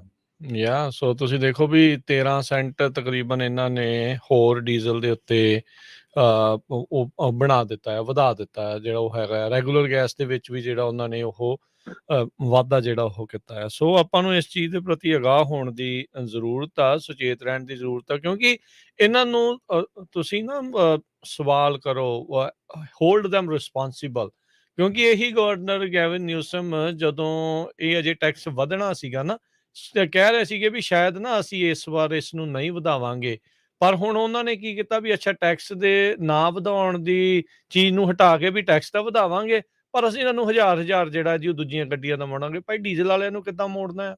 ਉਹਨਾਂ ਦਾ ਜਿਹੜਾ ਉਹ ਕੀ ਚੀਜ਼ ਆ, ਉਹਨਾਂ ਦਾ 12 ਸੈਂਟ ਵੱਧ ਗਿਆ, ਦੂਜੇ ਪਾਸੇ ਘੱਟ ਜਿਹੜਾ ਉਹ ਵਧਿਆ ਹੈਗਾ। ਸੋ ਇਹ ਚੀਜ਼ਾਂ ਦੇ ਲਈ ਉਹਨਾਂ ਨੂੰ ਹੋਲਡ ਕਰੋ, ਅਕਾਊਂਟੇਬਲ ਹੋਲਡ ਕਰੋ ਵੀ ਤੁਸੀਂ ਕਹਿੰਦੇ ਕੁਛ ਆ, ਕਰਦੇ ਕੁਛ ਆ, ਹੋ ਕੀ ਰਿਹਾ ਆ। ਇਹ ਪੋਲੀਟੀਸ਼ੀਅਨਾਂ ਦਾ ਕੰਮ ਹੀ ਹੁੰਦਾ ਆ ਵੀ ਤੁਹਾਨੂੰ ਲਾਰੇ ਲਾਉਣਾ ਤੇ ਉਹ ਚੀਜ਼ ਕਰਨਾ। ਸੋ ਪੋਲੀਟਿਕਸ ਉਸ ਮਾਮਲੇ ਦੇ ਵਿੱਚ ਇੱਥੇ ਦੀ ਵੀ ਉਦਾਂ ਦੀ ਆ ਤੇ ਉੱਥੇ ਦੀ ਵੀ ਉਦਾਂ ਦੀ ਆ। ਉਹ ਵੀ ਉੱਥੇ ਇੱਦਾਂ ਕਰਦੇ ਸੀ, ਇੱਥੇ ਕਰਦੇ, ਪਰ ਵੀ ਤੁਹਾਨੂੰ ਜਿੰਨੀ ਦੇਰ ਤੱਕ ਰਿਸਪੋਂਸੀਬਲ ਨਹੀਂ ਨਾ ਹੋਲਡ ਕਰਦੇ, ਉਹਨਾਂ ਨੂੰ ਜ਼ਿੰਮੇਵਾਰ ਨਹੀਂ ਜਿਹੜਾ ਉਹਨਾਂ ਦੇ ਉੱਤੇ ਲੈ ਕੇ ਆਉਂਦੇ, ਜਿੱਥੇ ਜਾਂਦੇ ਉਹਨਾਂ ਨੂੰ ਸਵਾਲ ਪੁੱਛਿਆ ਕਰੋ, ਕਿਉਂਕਿ ਟਰੱਕ ਤੇ ਤਾਂ ਚਲੋ ਬਹਿ ਕੇ ਆਪਾਂ ਚਲਾਈ ਜਾਣਾ ਆ, ਪਰਿਵਾਰ ਵੀ ਤੁਸੀਂ ਪਾਲਨੇ ਆ, ਕਿਤੇ ਕਦੀ ਵਾਧਾ ਵੀ ਹੋ ਗਿਆ, ਕਿਤੇ ਘਾਟਾ ਵੀ ਹੋ ਗਿਆ, ਪਰ ਜਿਸ ਪਾਸੇ ਵੱਲ ਨੂੰ ਤੁਰੇ ਆ ਇਹ ਇਵੈਂਚੁਅਲੀ ਕੰਮ ਖਰਾਬ ਹੁੰਦਾ ਜਾਣਾ ਆ। ਜਦੋਂ ਵੋਟਾਂ ਦਾ ਸਮਾਂ ਹੁੰਦਾ ਨਾ, ਇਹਨਾਂ ਦੀਆਂ ਟਾਊਨ ਹਾਲ 'ਚ ਜਾਓ, ਇਹਨਾਂ ਨੂੰ ਸਵਾਲ ਪੁੱਛੋ, ਤਾਂ ਹੀ ਜਿਹੜੀ ਇਹ ਗੱਲ ਬਣਨੀ, ਇਹਨਾਂ ਨੂੰ ਆਪਣੀ ਪਾਵਰ ਤੁਹਾਨੂੰ ਦਿਖਾਉਣੀ ਪੈਣੀ ਹੈ। ਤੇ ਬਾਕੀ ਸਰੋਤਿਓ, ਤੁਸੀਂ ਵੀ ਆਪਣੇ ਵਿਚਾਰ ਸਾਂਝੇ ਕਰ ਸਕਦੇ ਹੋ ਕਾਲ ਕਰਨ ਦੇ ਲਈ, ਨੰਬਰ 408 272 5200। ਜੀ ਬਿਲਕੁਲ। ਪਿਛਲੇ ਹਫਤੇ ਵੀ ਸਾਨੂੰ ਬਹੁਤ ਕਾਲਸ ਆਈਆਂ, ਰੇਡੀਓ ਦੇ ਉੱਤੇ ਵੀ, ਮੇਰੇ ਪਰਸਨਲ ਆਫਿਸ ਤੇ, ਫਿਰ ਰਮਨ ਭਾਜੀ ਦੇ ਨੰਬਰ ਪੁੱਛਦੇ ਆ ਸਾਰੇ। ਜਿਹਨੂੰ ਕੁਐਸਚਨ ਹੈਗਾ ਪਲੀਜ਼ ਰੇਡੀਓ ਦੇ ਉੱਤੇ ਲਾਈਵ ਪੁੱਛ ਲਓ, ਤਾਂ ਕਿ ਫਿਰ ਕੀ ਹੁੰਦਾ ਵੀ ਕਈ ਵਾਰੀ ਸੇਮ ਹੀ ਆਨਸਰ ਦੇਣਾ ਹੁੰਦਾ ਵੱਖ-ਵੱਖ ਜਿੰਨੇ ਵੀ ਸਾਡੇ ਸਰੋਤੇ ਆ, ਸੋ ਸਾਰਿਆਂ ਨੂੰ ਪਤਾ ਲੱਗ ਜਾਏ। AV5 ਨਾਲ ਰਿਲੇਟਡ ਕੋਈ ਵੀ ਤੁਹਾਨੂੰ ਕੁਐਸਚਨ ਆ, ਜਿੰਨੇ ਵੀ ਸਾਡੇ ਟਰੱਕ ਡਰਾਈਵਰਸ ਆ ਜਾਂ ਤੁਹਾਡੇ ਪਰਿਵਾਰਕ ਮੈਂਬਰ ਆ ਇਸ ਬਿਜ਼ਨਸ 'ਚ, ਤੇ ਰਾਈਟ ਨਾਓ ਲਾਈਵ ਪ੍ਰੋਗਰਾਮ ਚੱਲ ਰਿਹਾ ਕੈਲੀਫੋਰਨੀਆ ਦੇ ਸਮੇਂ ਮੁਤਾਬਕ ਸਵੇਰ ਦੇ 9 ਵਜੇ ਤੋਂ ਲੈ ਕੇ 10 ਵਜੇ ਤੱਕ ਚੱਲਣਾ ਹੈ। ਤੇ ਤੁਸੀਂ 408 272 5200 4082725200 ਤੇ ਕਾਲ ਕਰਕੇ ਹੁਣ ਕੁਐਸਚਨ ਪੁੱਛ ਸਕਦੇ ਹੋ ਜੀ। ਤੇ ਆਪਣੇ ਨਾਲ ਰਮਨਜੀਤ ਤੇ ਹਰਜੋਤ ਜੀ ਜੁੜੇ ਨੇ, ਸਨੀ ਗਰੇਵਾਲ। ਹਾਂਜੀ ਸਨੀ, ਸਤਿ ਸ਼੍ਰੀ ਅਕਾਲ ਜੀ। ਆਇਆਂ ਨੂੰ ਸਤਿ ਸ਼੍ਰੀ ਅਕਾਲ ਬਾਈ ਜੀ। ਸਤਿ ਸ਼੍ਰੀ ਅਕਾਲ। ਸਤਿ ਸ਼੍ਰੀ ਅਕਾਲ ਸਨੀ ਬਾਈ ਜੀ, ਜਿਹੜੀ ਤੁਸੀਂ ਉਹ ਗੱਲ ਕਹੀ ਹੈ ਨਾ, ਉਹ ਸੱਚੀ ਆ। ਜਦੋਂ ELD ਵੇਲੇ ਪ੍ਰੋਟੈਸਟ ਹੋਇਆ ਸੀਗਾ, ਉਦੋਂ ਕਿੰਨੇ ਕੁ ਜਾਣਿਆਂ ਨੇ ਮਤਲਬ ਸਾਥ ਦਿੱਤਾ। ਲੋਕ ਕਹਿੰਦੇ ਪਾਗਲ ਇਕੱਠੇ ਹੋਏ ਨੇ, ਹਨਾ। ਚਲੋ ਲੋਡ ਮਹਿੰਗੇ ਹੋ ਗਏ, ਚੱਕ ਲਏ। ਚਲੋ ਸਾਡਾ ਫਸਟ ਟਾਈਮ ਸੀਗਾ, ਸਾਨੂੰ ਨਹੀਂ ਪਤਾ ਸੀ, ਪਰ ਅਸੀਂ ਸਟੈਂਡ ਲਿਆ। ਪਰ ਲੋਕਾਂ ਨੇ ਕੀ ਸਟੈਂਡ ਤੇ ਸਾਥ ਦਿੱਤਾ? ਫਿਰ ਬ੍ਰੋਕਰ ਟਰਾਂਸਪੇਰੈਂਸੀ ਵਾਲੇ ਕੋਈ ਨਹੀਂ ਖੜਿਆ। ਫਿਰ ਚਲੋ ਮੈਂ ਉਦੋਂ ਨਿਊਯਾਰਕ ਰਹਿੰਦਾ ਸੀ, ਰਮਨ ਬਾਈ ਜੀ ਉਹਨਾਂ ਨੂੰ ਕਾਲ ਕੀਤੀ, ਤੁਹਾਨੂੰ ਕਾਲ ਕੀਤੀ, ਆਪਣੇ ਸੈਕਰਾਮੈਂਟੋ ਥੋੜਾ ਜਿਹਾ ਹੋਇਆ, ਪਰ ਜਿੰਨਾ ਹੋਣਾ ਚਾਹੀਦਾ ਸੀ ਓਨਾ ਨਹੀਂ ਹੋਇਆ, ਹਨਾ। ਤੇ ਮੇਨ ਗੱਲ ਆ ਜੀ, ਜਿਵੇਂ ਤੁਸੀਂ ਕਿਹਾ ਵੀ ਆਪਾਂ ਪਹਿਲਾਂ ਨਹੀਂ ਰੌਲਾ ਪਾਉਂਦੇ, ਹਨਾ, ਜਾਂ ਪਹਿਲਾਂ ਜਦੋਂ ਲਾਅ ਬਣਦੇ ਆ, ਜਿਵੇਂ ਹੁਣ ਦੇਖ ਲਓ ਅੱਜ ਫਿਊਲ ਟੈਕਸ ਦਾ ਇਹਨਾਂ ਨੇ ਚੱਕਤਾ, ਰੇਟ ਚੱਕਤਾ ਡੀਜ਼ਲ ਦਾ, ਤੇ ਕਾਰ ਵਾਲਿਆਂ ਨੂੰ ਦੇ ਦੇਣਗੇ। ਅਸੀਂ ਤਾਂ ਰੋਜ਼ ਦੇ 200 ਗੈਲਨ ਫੁੱਲ ਕਰਦੇ ਹਾਂ, ਕਾਰ ਵਾਲੇ ਤਾਂ ਹਫ਼ਤੇ ਬਾਅਦ 20 ਗੈਲਨ ਦਾ ਟੈਂਕ ਫੁੱਲ ਕਰਾਉਂਦੇ ਨੇ। ਤੇ ਜਦੋਂ ਬਾਈ ਜੀ ਮੁੜ ਕੇ ਆਹ ਆਪਣੇ ਡਿਟੈਂਸ਼ਨ ਵੇਲੇ ਸੀਗੇ, ਉਦੋਂ ਤੁਸੀਂ ਦੇਖ ਲਓ ਸਿਰਫ 2-3 ਹਜ਼ਾਰ ਕਮੈਂਟ, ਹਨਾ। ਤੇ AB5 ਵੇਲੇ ਤੁਸੀਂ ਦੱਸਿਆ ਕੋਈ ਆਇਆ ਨਹੀਂ। ਸੋ ਪ੍ਰੋਬਲਮ ਇੱਥੇ ਹੀ ਆ ਜਾਂਦੀ ਹੈ ਜੀ। ਆਪਾਂ ਨਾ ਜਦੋਂ ਉਹ ਕਹਿੰਦੇ ਨਹੀਂ ਹੁੰਦੇ, ਸੱਪ ਲੰਘਣ ਤੋਂ ਬਾਅਦ ਲੀਕ ਕੁੱਟੀ ਜਾਂਦੇ ਆ, ਇਹ ਪ੍ਰੋਬਲਮ ਹੈ ਜੀ। ਜੀ ਜੀ ਬਿਲਕੁਲ ਬਿਲਕੁਲ ਸਨੀ, ਇਹ ਗੱਲ ਸਹੀ ਆ। ਇਕੱਲਾ ਕਾਰ ਵਾਲੇ ਨੂੰ ਨਹੀਂ, ਹੁਣ ਤਾਂ ਉਹਨੇ ਇਹ ਵੀ ਕਹਿ ਦਿੱਤਾ ਵੀ ਜਿਹਦੇ ਕੋਲ ਕਾਰ ਨਹੀਂ ਅਸੀਂ ਉਹਨੂੰ ਵੀ ਦੇਵਾਂਗੇ ਪੈਸੇ ਇਨਕਮ, ਪਰ ਦੇਣੇ ਅਕਤੂਬਰ 'ਚ ਆ, ਕਿਉਂਕਿ ਨਵੰਬਰ 'ਚ ਇਲੈਕਸ਼ਨ ਹੋਣੀ ਆ। 1 ਮਹੀਨਾ ਪਹਿਲਾਂ ਦੇਣੀ, ਜਦ ਕਿ ਪਹਿਲਾਂ ਕਹਿੰਦੇ ਸੀ ਜੂਨ ਵਿੱਚ ਦੇਵਾਂਗੇ। ਸਾਡੇ ਤਾਂ ਬਾਈ ਜੀ 10-10 ਹਜ਼ਾਰ ਬਣਦੇ ਆ ਜੇ। ਕਾਰ ਵਾਲੇ ਤਾਂ ਪਵਾਉਂਦੇ ਮਹੀਨੇ 'ਚ 1-2 ਵਾਰ, ਅਸੀਂ ਤਾਂ ਰੋਜ਼ ਦਾ 200 ਗੈਲਨ ਪਵਾਉਂਦੇ, 150-200 ਗੈਲਨ। ਬਿਲਕੁਲ ਬਿਲਕੁਲ। ਜੀ, ਜੀ। ਸੋ ਥੈਂਕ ਯੂ ਸਨੀ ਗੱਲ ਕਰਨ ਦੇ ਲਈ। ਤੇ ਬਾਕੀ ਦੇਖੋ ਭਾਈ, ਤੁਸੀਂ ਐਕਟਿਵ ਹੋਵੋ ਇਸ ਸਿਸਟਮ ਦੇ ਵਿੱਚ, ਤੇਜ਼ੀ ਦੇ ਨਾਲ ਦੇਖੋ ਕੀ ਜਿਹੜੀਆਂ ਚੇਂਜਿਸ ਆ ਰਹੀਆਂ। ਸੋ ਇੰਡਸਟਰੀ ਚੇਂਜ ਹੁੰਦੀ ਜਾਂਦੀ ਆ, ਤੇ ਜਿੱਦਾਂ ਸਨੀ ਨੇ ਕਿਹਾ ਵੀ ਸੱਪ ਲੰਘਿਆ ਲੀਕ ਕੁੱਟਣ ਦਾ ਫਿਰ ਫਾਇਦਾ ਨਹੀਂ ਹੁੰਦਾ, ਉਹਦੇ ਨਾਲ ਕੁਛ ਵੀ ਨਹੀਂ ਹੋਣਾ, ਫਿਰ ਫਾਇਦਾ ਕੋਈ ਨਹੀਂ, ਨੁਕਸਾਨ ਤੁਹਾਨੂੰ ਜ਼ਿਆਦਾ ਆ। ਸਤੀ ਵੀ ਜਾਣਾ, ਮੱਥੇ ਤੇ ਹੱਥ ਵੀ ਰੱਖ ਲੈਣਾ, ਤੇ ਨੁਕਸਾਨ ਵੀ ਜਿਹੜਾ ਉਹ ਨਾਲ ਦੇ ਨਾਲ ਝੱਲੀ ਜਾਣਾ। ਆਪਾਂ ਦੇਖਿਆ ਯਾਰ ਰਾਜਕਰਮੀਤ ਸਿੰਘ ਤੇ ਰਮਨ ਜੀ ਆਪਣੇ ਊਬਰ ਦੇ ਮਾਮਲੇ 'ਚ, ਊਬਰ ਲਿਫਟ ਦੇ ਮਾਮਲੇ 'ਚ ਉਹ ਵੀ ਆਪਾਂ ਰੌਲਾ ਪਾਦੇ। ਹੁਣ ਆਹ ਦੇਖ ਲਓ ਜਿਹੜੀਆਂ ਫਾਈਲਸ ਇਹਨਾਂ ਦੀਆਂ ਲੀਕ ਹੋਈਆਂ, ਵੀ ਕਿਸ ਤਰ੍ਹਾਂ ਇਕੱਲਾ ਅਮਰੀਕਾ ਨਹੀਂ, ਪੂਰੀ ਦੁਨੀਆ 'ਚ ਇਹ ਜਿਹੜੀਆਂ ਗਿਗ ਕੰਪਨੀ ਸੀ ਇਹਨਾਂ ਨੇ ਬਰਾਈਬ ਕੀਤੇ ਆ ਉੱਥੇ ਦੇ ਲੀਡਰ ਟੈਕਸੀ ਬਿਜ਼ਨਸ ਮਾਰਨ ਲਈ ਤੇ ਆਪਣਾ ਕੰਮ ਜਿਹੜਾ ਸ਼ੁਰੂ ਕਰਨ ਦੇ ਲਈ। ਤੇ ਹੁਣ ਉਹੀ ਦੇਖ ਲਓ ਵੀ ਜਿਹੜੀ ਊਬਰ ਆ ਕਿੰਨੀ ਜ਼ਿਆਦਾ ਮਹਿੰਗੀ ਹੋ ਗਈ ਹੈਗੀ। ਜੀ, ਜੀ। ਆਪਣੇ ਅਗਲੇ ਕਾਲਰ ਜੁੜੇ ਨੇ ਰਮਨਜੀਤ ਜਿਮੀ। ਸਤਿ ਸ਼੍ਰੀ ਅਕਾਲ। ਹੈਲੋ, ਹਾਂਜੀ ਭਾਜੀ। ਭਾਜੀ ਮੈਂ AB5 ਨੂੰ ਥੋੜਾ ਜਿਹਾ ਸਮਝਣਾ ਚਾਹੁੰਦਾ ਸੀਗਾ ਕਿ ਹੁਣ ਇਹ ਹੈਗੀ ਹੈ ਰਿਲੇਟਿਡ ਇਹੀ ਹੈ ਕਿ AB5 ਦਾ ਬਿੱਲ ਕਿ ਜਿਹੜੇ ਓਨਰ ਆਪਰੇਟਰ ਕੰਮ ਕਰਦੇ ਆ ਵੱਡੀਆਂ ਕੰਪਨੀਆਂ ਦੇ ਵਿੱਚ, ਉਹ ਐਜ਼ ਏ ਇੰਪਲੋਈ ਕੰਮ ਕਰਨਗੇ, ਨਾ ਕਿ ਐਜ਼ ਅ ਬਿਜ਼ਨਸ ਕਰਨਗੇ, ਇਹੀ ਇਹ ਬਿੱਲ ਹੈ ਹੁਣ। ਅੱਛਾ, ਇਹਦੇ ਨਾਲ ਫੋਲੋ ਅਪ ਕੁਐਸਚਨ ਮੇਰਾ ਇਹ ਵੀ ਸੀਗਾ ਕਿ ਹੁਣ ਜਿੱਦਾਂ ਹੁਣ ਪ੍ਰੋਪੋਜੀਸ਼ਨ 22 ਜਿਹੜਾ ਇਹਨਾਂ ਨੇ ਪਾਸ ਕੀਤਾ ਆ, ਤੇ ਹੁਣ ਉਹ ਐਜ਼ ਓਨਰ ਆਪਰੇਟਰ ਹੀ ਰਹਿਣਗੇ ਉਬਰ ਵਾਲੇ। ਜੇ ਇਹ ਫੈਡਰਲੀ, ਜਿੱਦਾਂ ਤੁਸੀਂ ਪਿਛਲੇ ਹਫ਼ਤੇ ਕਿਹਾ ਸੀ ਕਿ ਹਾਂ ਫੈਡਰਲੀ ਜੇ ਇਹ ਚੱਲ ਰਹੀ ਹੈ ਗੱਲਬਾਤ, ਫਿਰ ਤਾਂ ਇਹਨਾਂ ਨੂੰ ਉਹ ਕੰਪਲਾਈ ਕਰਨਾ ਹੀ ਨਹੀਂ ਪਏਗਾ, ਚਾਹੇ ਉਹ ਪ੍ਰੈਪੋਜੀਸ਼ਨ 22 ਹੈ ਜਾਂ ਨਹੀਂ ਆ। ਸੋ ਮੈਂ ਇਹੀ ਦੋ ਚੀਜ਼ਾਂ ਸਮਝਣਾ ਚਾਹੁੰਦਾ ਸੀ ਜੀ। Thank you. Thank you. So ਪਹਿਲੀ ਚੀਜ਼ ਤਾਂ ਹੈਗੀ ਹੈ ਜੀ, ਤੁਸੀਂ ਪੁੱਛਿਆ AB5 ਕੀ ਹੈ, ਜਿਹੜੀ ਤੁਸੀਂ ਜਿੱਦਾਂ ਤੁਸੀਂ ਇਹਨੂੰ ਇੰਟਰਪ੍ਰੀਟ ਕੀਤਾ ਉੱਦਾਂ ਨਹੀਂ ਹੈਗਾ।